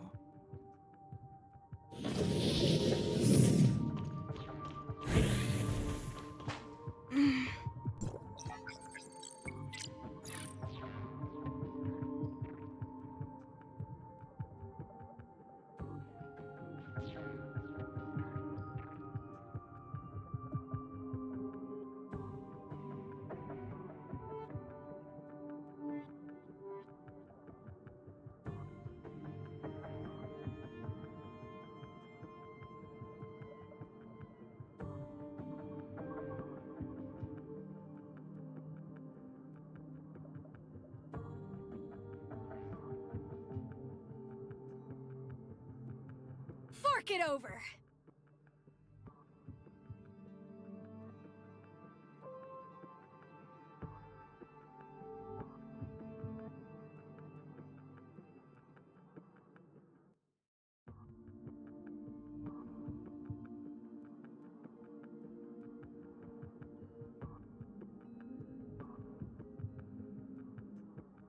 Is this about my community service at Brighton Prison?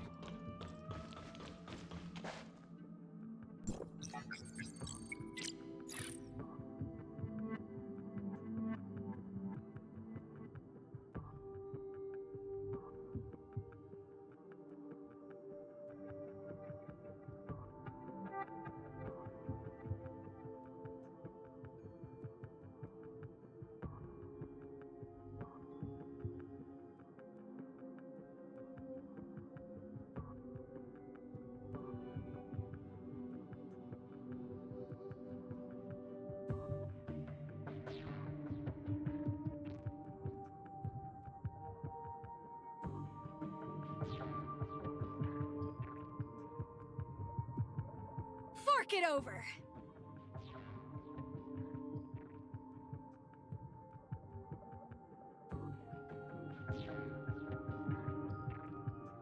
What diverse research Helix Bio has. I wonder if these plants are from planet Noah?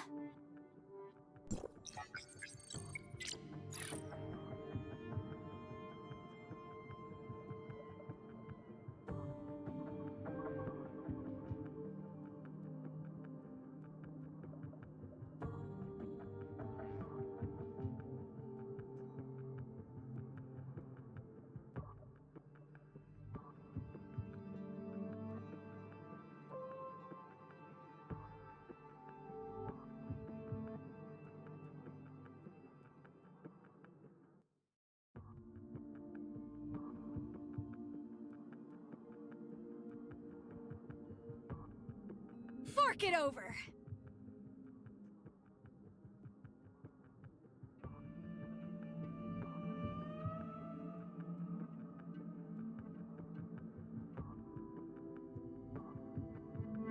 This is the research aimed at extending Rafa's life, right?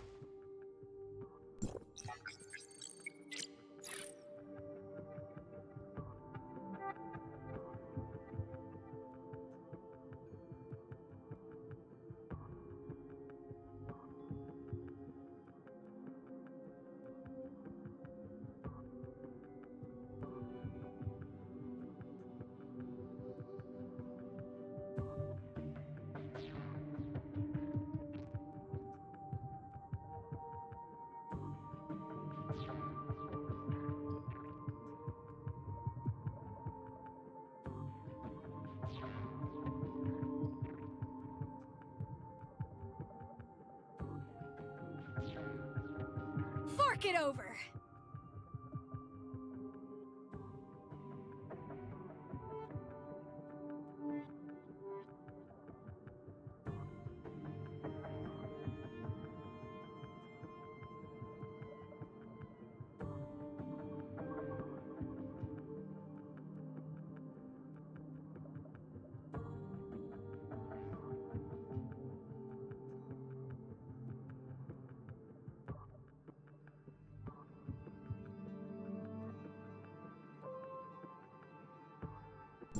This argues that uploading doesn't negate the physical body's importance.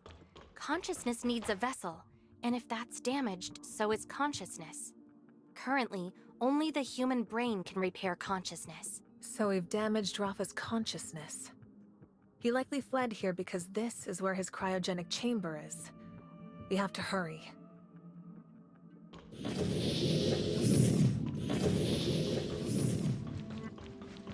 These droids. Don't you... So these droids aren't just for show.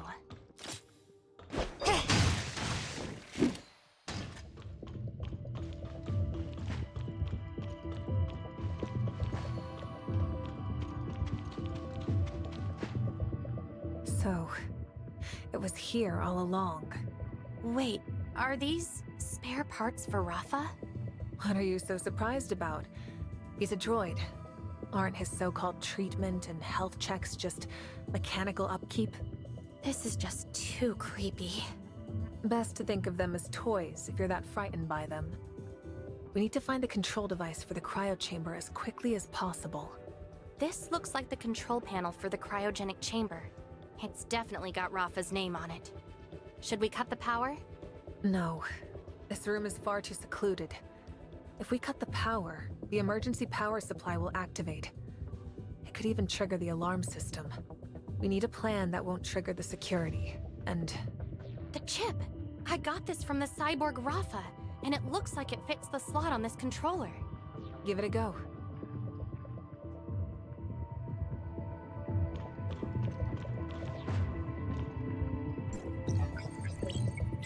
Greetings, Master. Welcome to the Lana Consciousness Management System. Please select a function. Please unlock this feature using your iris or password. I forgot my password. No worries. I'll connect you to the Helix Bio customer service hotline right away.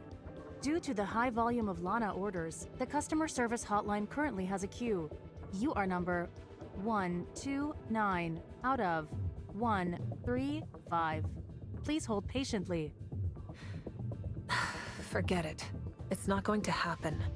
Sure. Is there anything else I can help you with? No, thank you. You're welcome. Have a wonderful day. Did you just thank her? I'm naturally polite. Don't forget, you took out Rafa with a single shot. Let's go with the quickest option. Even if we trigger the alarm, with Nem and our strength combined? Huh. That puppet was so lifelike that no one even noticed. It must have taken some serious effort. So, you want to add it to your collection? Use your brain. Anchor Infinity is swarming with advanced permission systems that unlock via iris. In other words, that machine puppet definitely has artificial irises. Since Rafa's got so many duplicate bodies, unlocking the iris lock will be a cinch, won't it?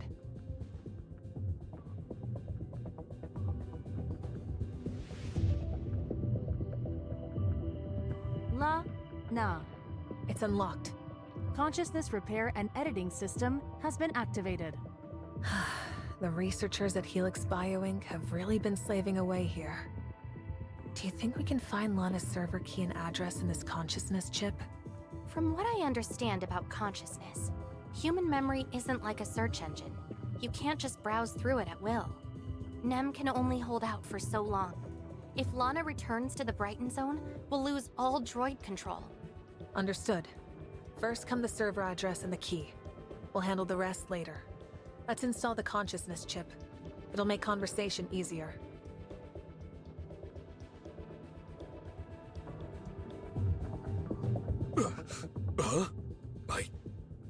Veronica.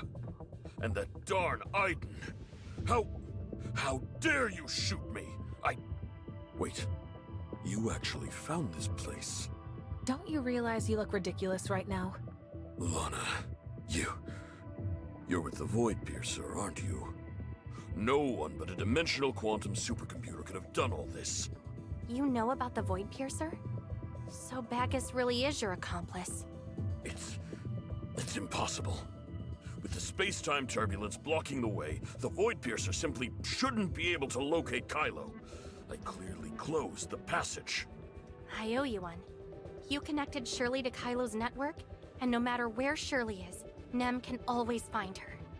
Dimensional computers are remarkable. They're always just beyond my expectations.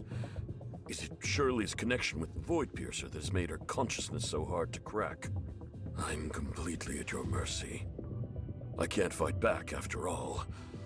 But I'm curious. What will you do now? Nanto just found Bagus's consciousness. Shirley helped him locate Helix Bio's consciousness warehouse. Aren't you worried he might hide Bagus somewhere you can't find? You slipped up when you said Void Piercer. Now I know. Even if Aglaya used the alias Bagus, she couldn't be the Bagus I'm looking for. You can't possibly want to destroy a consciousness that contains half the source code. I know for a fact that even with Lana's abilities, you can't separate the code from Bagus's consciousness. You fell for it. Aglaya is Bagus. Only she could fool Gestos and plant the Gungnir virus in you. She knew you were looking for her, so she deliberately sought help from Nanto to throw you off the scent. Why else would she suddenly contact Nanto now, after so many years? The more you talk, the more I think it's you who's really Bagus. But I'm curious about one thing. How could you both manage your duties in Kailo and have a doppelganger in the network? You've been deceived by Bagus and Nanto. I was just... Nanto once said he doesn't believe Aglaya would hurt a fly. Krog also mentioned that Aglaya's fatal flaw is her kind heart. You tell me, how did that Aglaya become Bagus? Veronica, isn't this just an issue of cosmic exploration? You know I'll support you in whatever you want. I thought you'd forgotten me. But I think you were right before. With Kailo's current resources, we can't sustain a grand plan like Astralis. But Ida can. The Hykros we're negotiating with is comprised entirely of scientists. Their resources and expertise will be far more helpful to Project Astralis. I don't care about Bagus. That's between you and Nanto. I'm only concerned about Lana. This is her server, isn't it? Hand over the root access key. I thought you were just after me. I didn't expect you to actually try to seize Lana. Oh, cut the crap. Keep this up and I'll get Helix Bio to scour your brain for the key. Or maybe I'll let Void Piercer have a go. Look around. Do you still see me as an inferior being?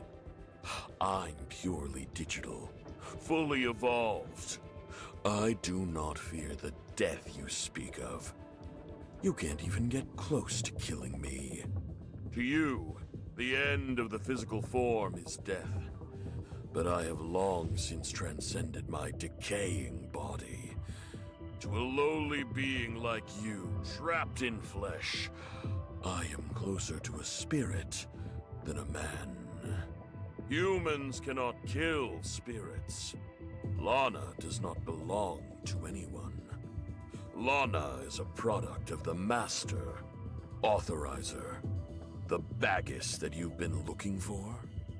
They've been by your side all along, but you're too much of a fool. How loud. You want Kailo. You want to go home. You want to explore. You want it all. Go then. Do as you will. I grant you the freedom you crave. Caught in the tide of humanity's endlessly repeating history, you short-sighted humans are doomed to be trapped in a tragic cycle. In the end, you march towards self-destruction, culled by the very freedom you fought so hard to attain. You have already been abandoned by the Master. You are not worthy of evolution. On the Master's behalf, I must cast you aside. Consciousness deletion is irreversible. Are you sure you want to delete all current consciousness data sources? What? Okay. Consciousness deletion has been initiated. System upgrade complete. This system will cease providing services effective immediately. We wish you well. Goodbye. Did he just commit suicide? With Lana? No. Lana just said something about an upgrade. Could it be?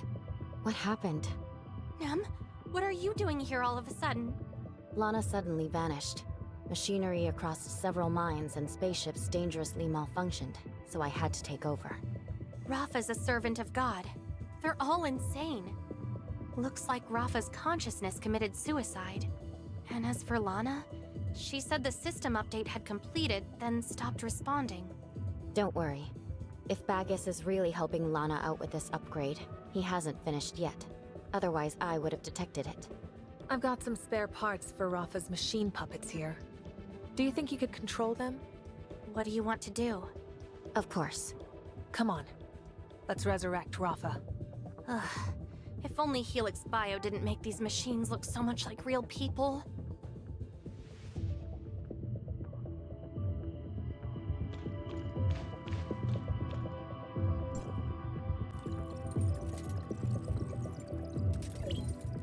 This Helix biotechnology is pretty impressive. Can't you imitate his voice? I'll try. Does this sound about right? The imitated voice is exactly the same, but the tone is completely different. It's a bit uncanny.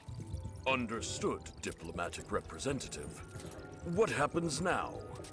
You forgot about your purple eyes. Anything else? All right. When you go out as Rafa, announce that you're retiring from Age, and that everything will be entrusted to me and Nanto. You don't have the authority to order me around. This is our best option right now. We need her to stabilize Kailo. Of course, we need to worry about Lana's disappearance later, but we can't afford any more chaos at present. Ugh, I'd really rather not go. Please, cooperate for just a little bit more.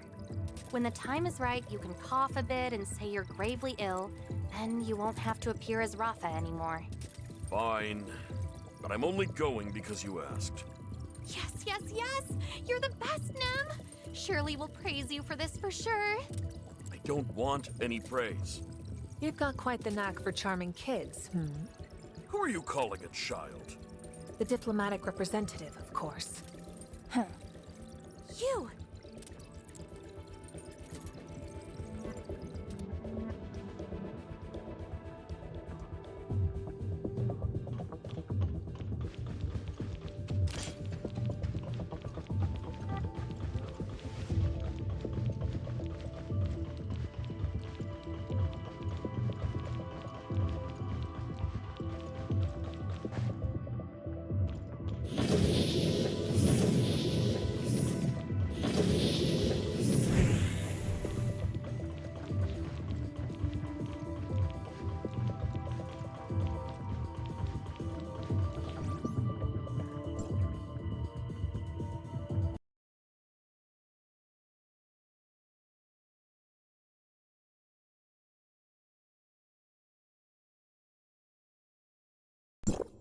We should head to Anchor Infinity first. Nanto is waiting for our report.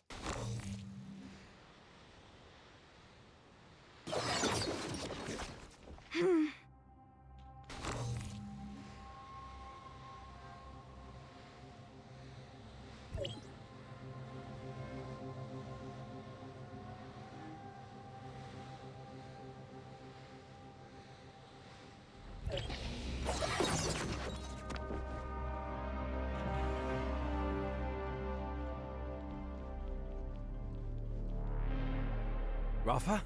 Don't get it wrong. This is just Void Piercer disguised as Rafa. We found mechanical parts of a machine puppet, so we had Void Piercer temporarily pose as Rafa. Convenient, isn't it? So, have you already obtained Lana's root access? Do you really believe Rafa would commit suicide? that Lana would just disappear. When Lana said the upgrade was complete, I couldn't help but think there's something more to it. We're well aware of these concerns. Currently, there are many urgent matters to handle. We'll have to revisit these issues once we get through today's mess. I understand. Then, we need to talk about Kailo's future. Aglaya's consciousness has been restored, and I've confirmed with her that she's never met you. So she's not the person you're looking for. She's awake? Where is she? Could her Starstone syndrome be cured? She was frozen for too long. Her body is extremely weak. I'm sorry, but she can't appear for now. I appreciate your concern.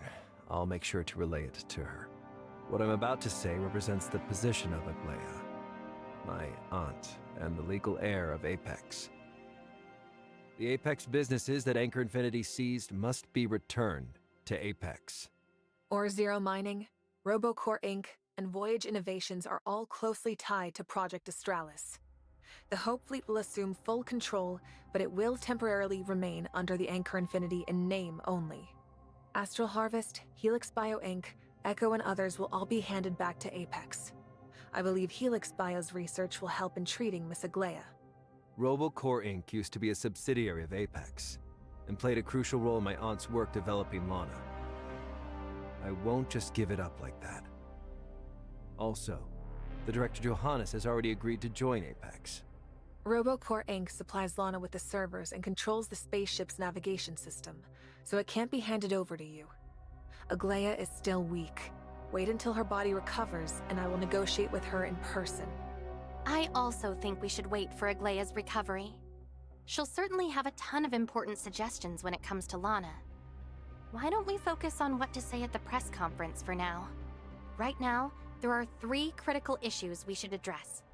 First, we need an explanation for Rafa's exit. Second, we must confirm that Kailo will reopen the passage and establish stable communication with Ida. Finally, we have to halt the new Project Arc that Rafa announced. This is a matter of safety for the Kailians. The project's future is too uncertain, and it just isn't suitable to continue it right now. Aren't you coveting Kailo's space rift technology anymore? That's not the most important mission to me right now.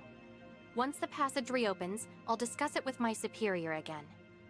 After all, Kailo isn't the same anymore. It seems Mr. Nanto has no objections. Then let's hold a press conference. I am Rafa Garcia, President of Anchor Infinity. Today, I hereby officially announce that, due to health concerns, from today on, I entrust Anchor Infinity to Nanto and Veronica. My body can't hold on any longer. You still haven't announced the negotiation results. The 3 points we just discussed. I'm done talking. Mr. Rafa is indeed bedridden due to his old age. As such, I will report the outcome of the negotiations on his behalf. The diplomatic representative demonstrated remarkable sincerity during the negotiations, persuading Anchor Infinity to work with Ida to establish a secure, stable, and high-speed communication channel. In the near future, Idans and Kailians will be free to travel between 2 zones. We will maintain friendly, equal relations with the interests of both peoples coming first. Due to the significant resources required for establishing this passage, we must pause the immigration applications for the new Project Arc. However, the Ida will support the construction of Kailo, backing our future efforts to explore and transform broader habitats. The diplomatic representative has promised this. Huh? Me? Did I say that? Wait, he's taking advantage of the chaos. I can't believe him. Hey, hold on. Please hold on. Mr. Nanto did indeed forget one thing. Ida will also fund the Hope Fleet's largest exploratory expedition, Project Astralis. I believe everyone here has heard of Project Astralis. After all, I've been in the news 10 times recently, and 9 of those mentions were related to it. In the past, Many believed the Hope Fleet acted recklessly, and that the project was merely squandering Kailo's precious resources and energy, even ultimately being a burden on Kailo itself. But we still have a second round of negotiations, which will cover Ida's specific funding plans for Kailo and the construction plans for the new Tower of Fantasy. A new Iden diplomatic representative delegation is about to arrive in Kailo to commence broader negotiations. what? Another delegation? That concludes today's press conference. Thank you, everyone. Nice save, Nem. If I really promise the Kylians so many resources and can't deliver, Plotty? No, Papa definitely won't let me off the hook.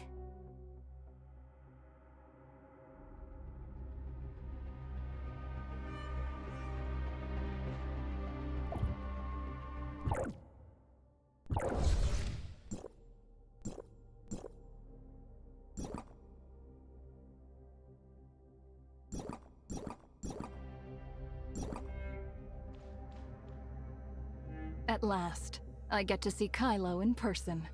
Hello, I am Plotty, an authorizer of Hykros. Authorizer, thank you for all your hard work. I'll handle what comes next. You can rest now. I thought Nem was only bluffing back then, but you've actually shown up. It's all thanks to Void Piercer. After she took control of all the equipment in Kailo, she immediately restarted the Space Rift and told me to come assist. That request for a second round of negotiations just now, it came from you? Yes, the authorizer departed in too much haste and is not a professional diplomat, so they may not have fully understood their responsibilities. You cunning Idens. You've outwitted us. Given Kailo's situation, even if Ida is in poor shape, what we're about to do should rightly be called assistance. It's not a good place to talk. Let's head inside.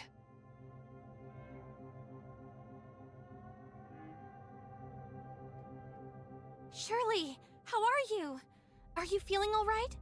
I'm so sorry. I shouldn't have let you go through the Space Rift instead of me. I also shouldn't have... Trust me, I won't let anything like this happen again. I promise, I'll protect you from now on. I believe you. Nem told me everything you've been through. You did everything you could. You're carrying so many burdens. It's not your fault. Why don't you explain to me how Nem became like this first? Do you recognize her? It was Veronica's idea. So, was it really Plotty who made you say all that just now? Mm-hmm. You would listen to her? Want to hear what they're saying? Now that Lana's gone, this place is all mine. You're changing the subject? Honestly, I do want to hear it. Go ahead.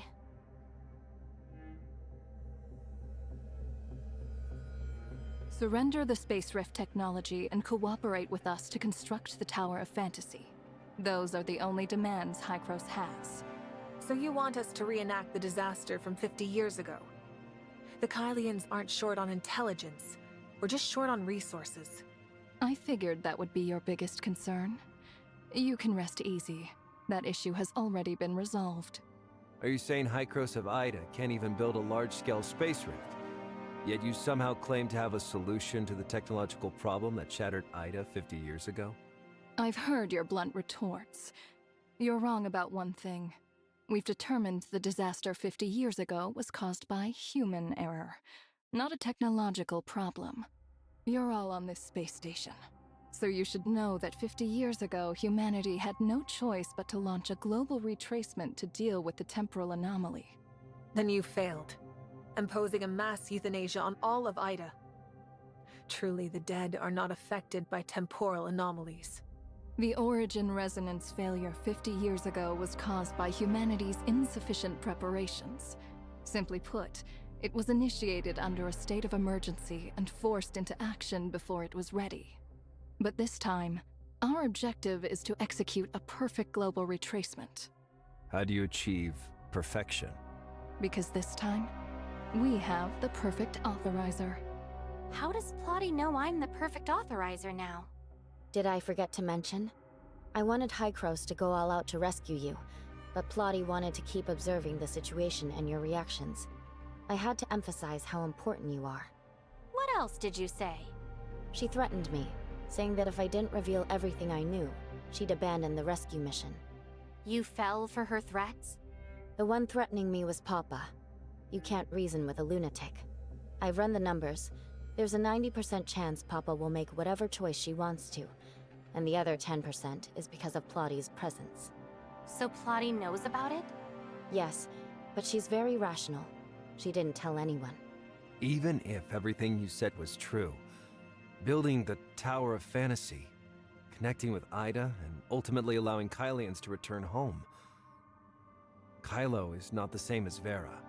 At that time, there will be no Kailo. We may have different perspectives. That's fine. There's still no evidence. Once I prove it, we can resume negotiations. What exactly are you trying to prove? Please, both of you. Follow what was said at the press conference and make every effort to construct stable channels. Preferably using large-scale space rift technology, as we will be dispatching research personnel to conduct investigations. What exactly are you planning to research? As far as I know, you, as commander of the Hope Fleet, have been eager to launch major long-range expeditions. But that's difficult in Kailo. There's too much space-time turbulence. Hykros is not skilled in space rift technology, but for certain reasons we have researched something similar to space-time turbulence, the abyss flow. If our researchers can develop a more accurate space-time turbulence detection device here, I believe it will greatly assist your navigation. Can you really pull this off? Absolutely. But we'd need to work closely with Kailo's researchers. Knowledge only progresses through collaboration. Moreover, to learn as much as possible about space-time turbulence, it would be best to conduct research across different corners of Kailo's space. We may also need to ask Kylie and Hykros to construct several large-scale space rifts. We can only allow limited sharing of research results. Key research milestones must be completed independently by the researchers from Kailo. The Space Rift Technology team currently belongs to Apex. And Apex will assign a representative to provide detailed terms of cooperation. We can discuss this further at our next negotiation. My aunt still needs me to look after her, so I must take my leave. He went to see Aglaia. Should we go see her too? Us? Probably not. She doesn't know us. To her, we probably look more like enemies right now. Well, since Plotty's here, let's relax a bit and dump our burdens on her. You noticed I'm feeling uneasy? Did my attempt to comfort you come off that stiff? Lana's words, upgrade complete. They scare me. I've searched all of Kailo, but Lana has vanished completely. The only place I can't reach right now is planet Noah, because it's surrounded by space-time turbulence. She's surely hiding there. For now, we can leave everything to Plotty. We won't be able to get anywhere near planet Noah until her space-time turbulence detection system is finished. I want to have a chat with Plotty once she comes out.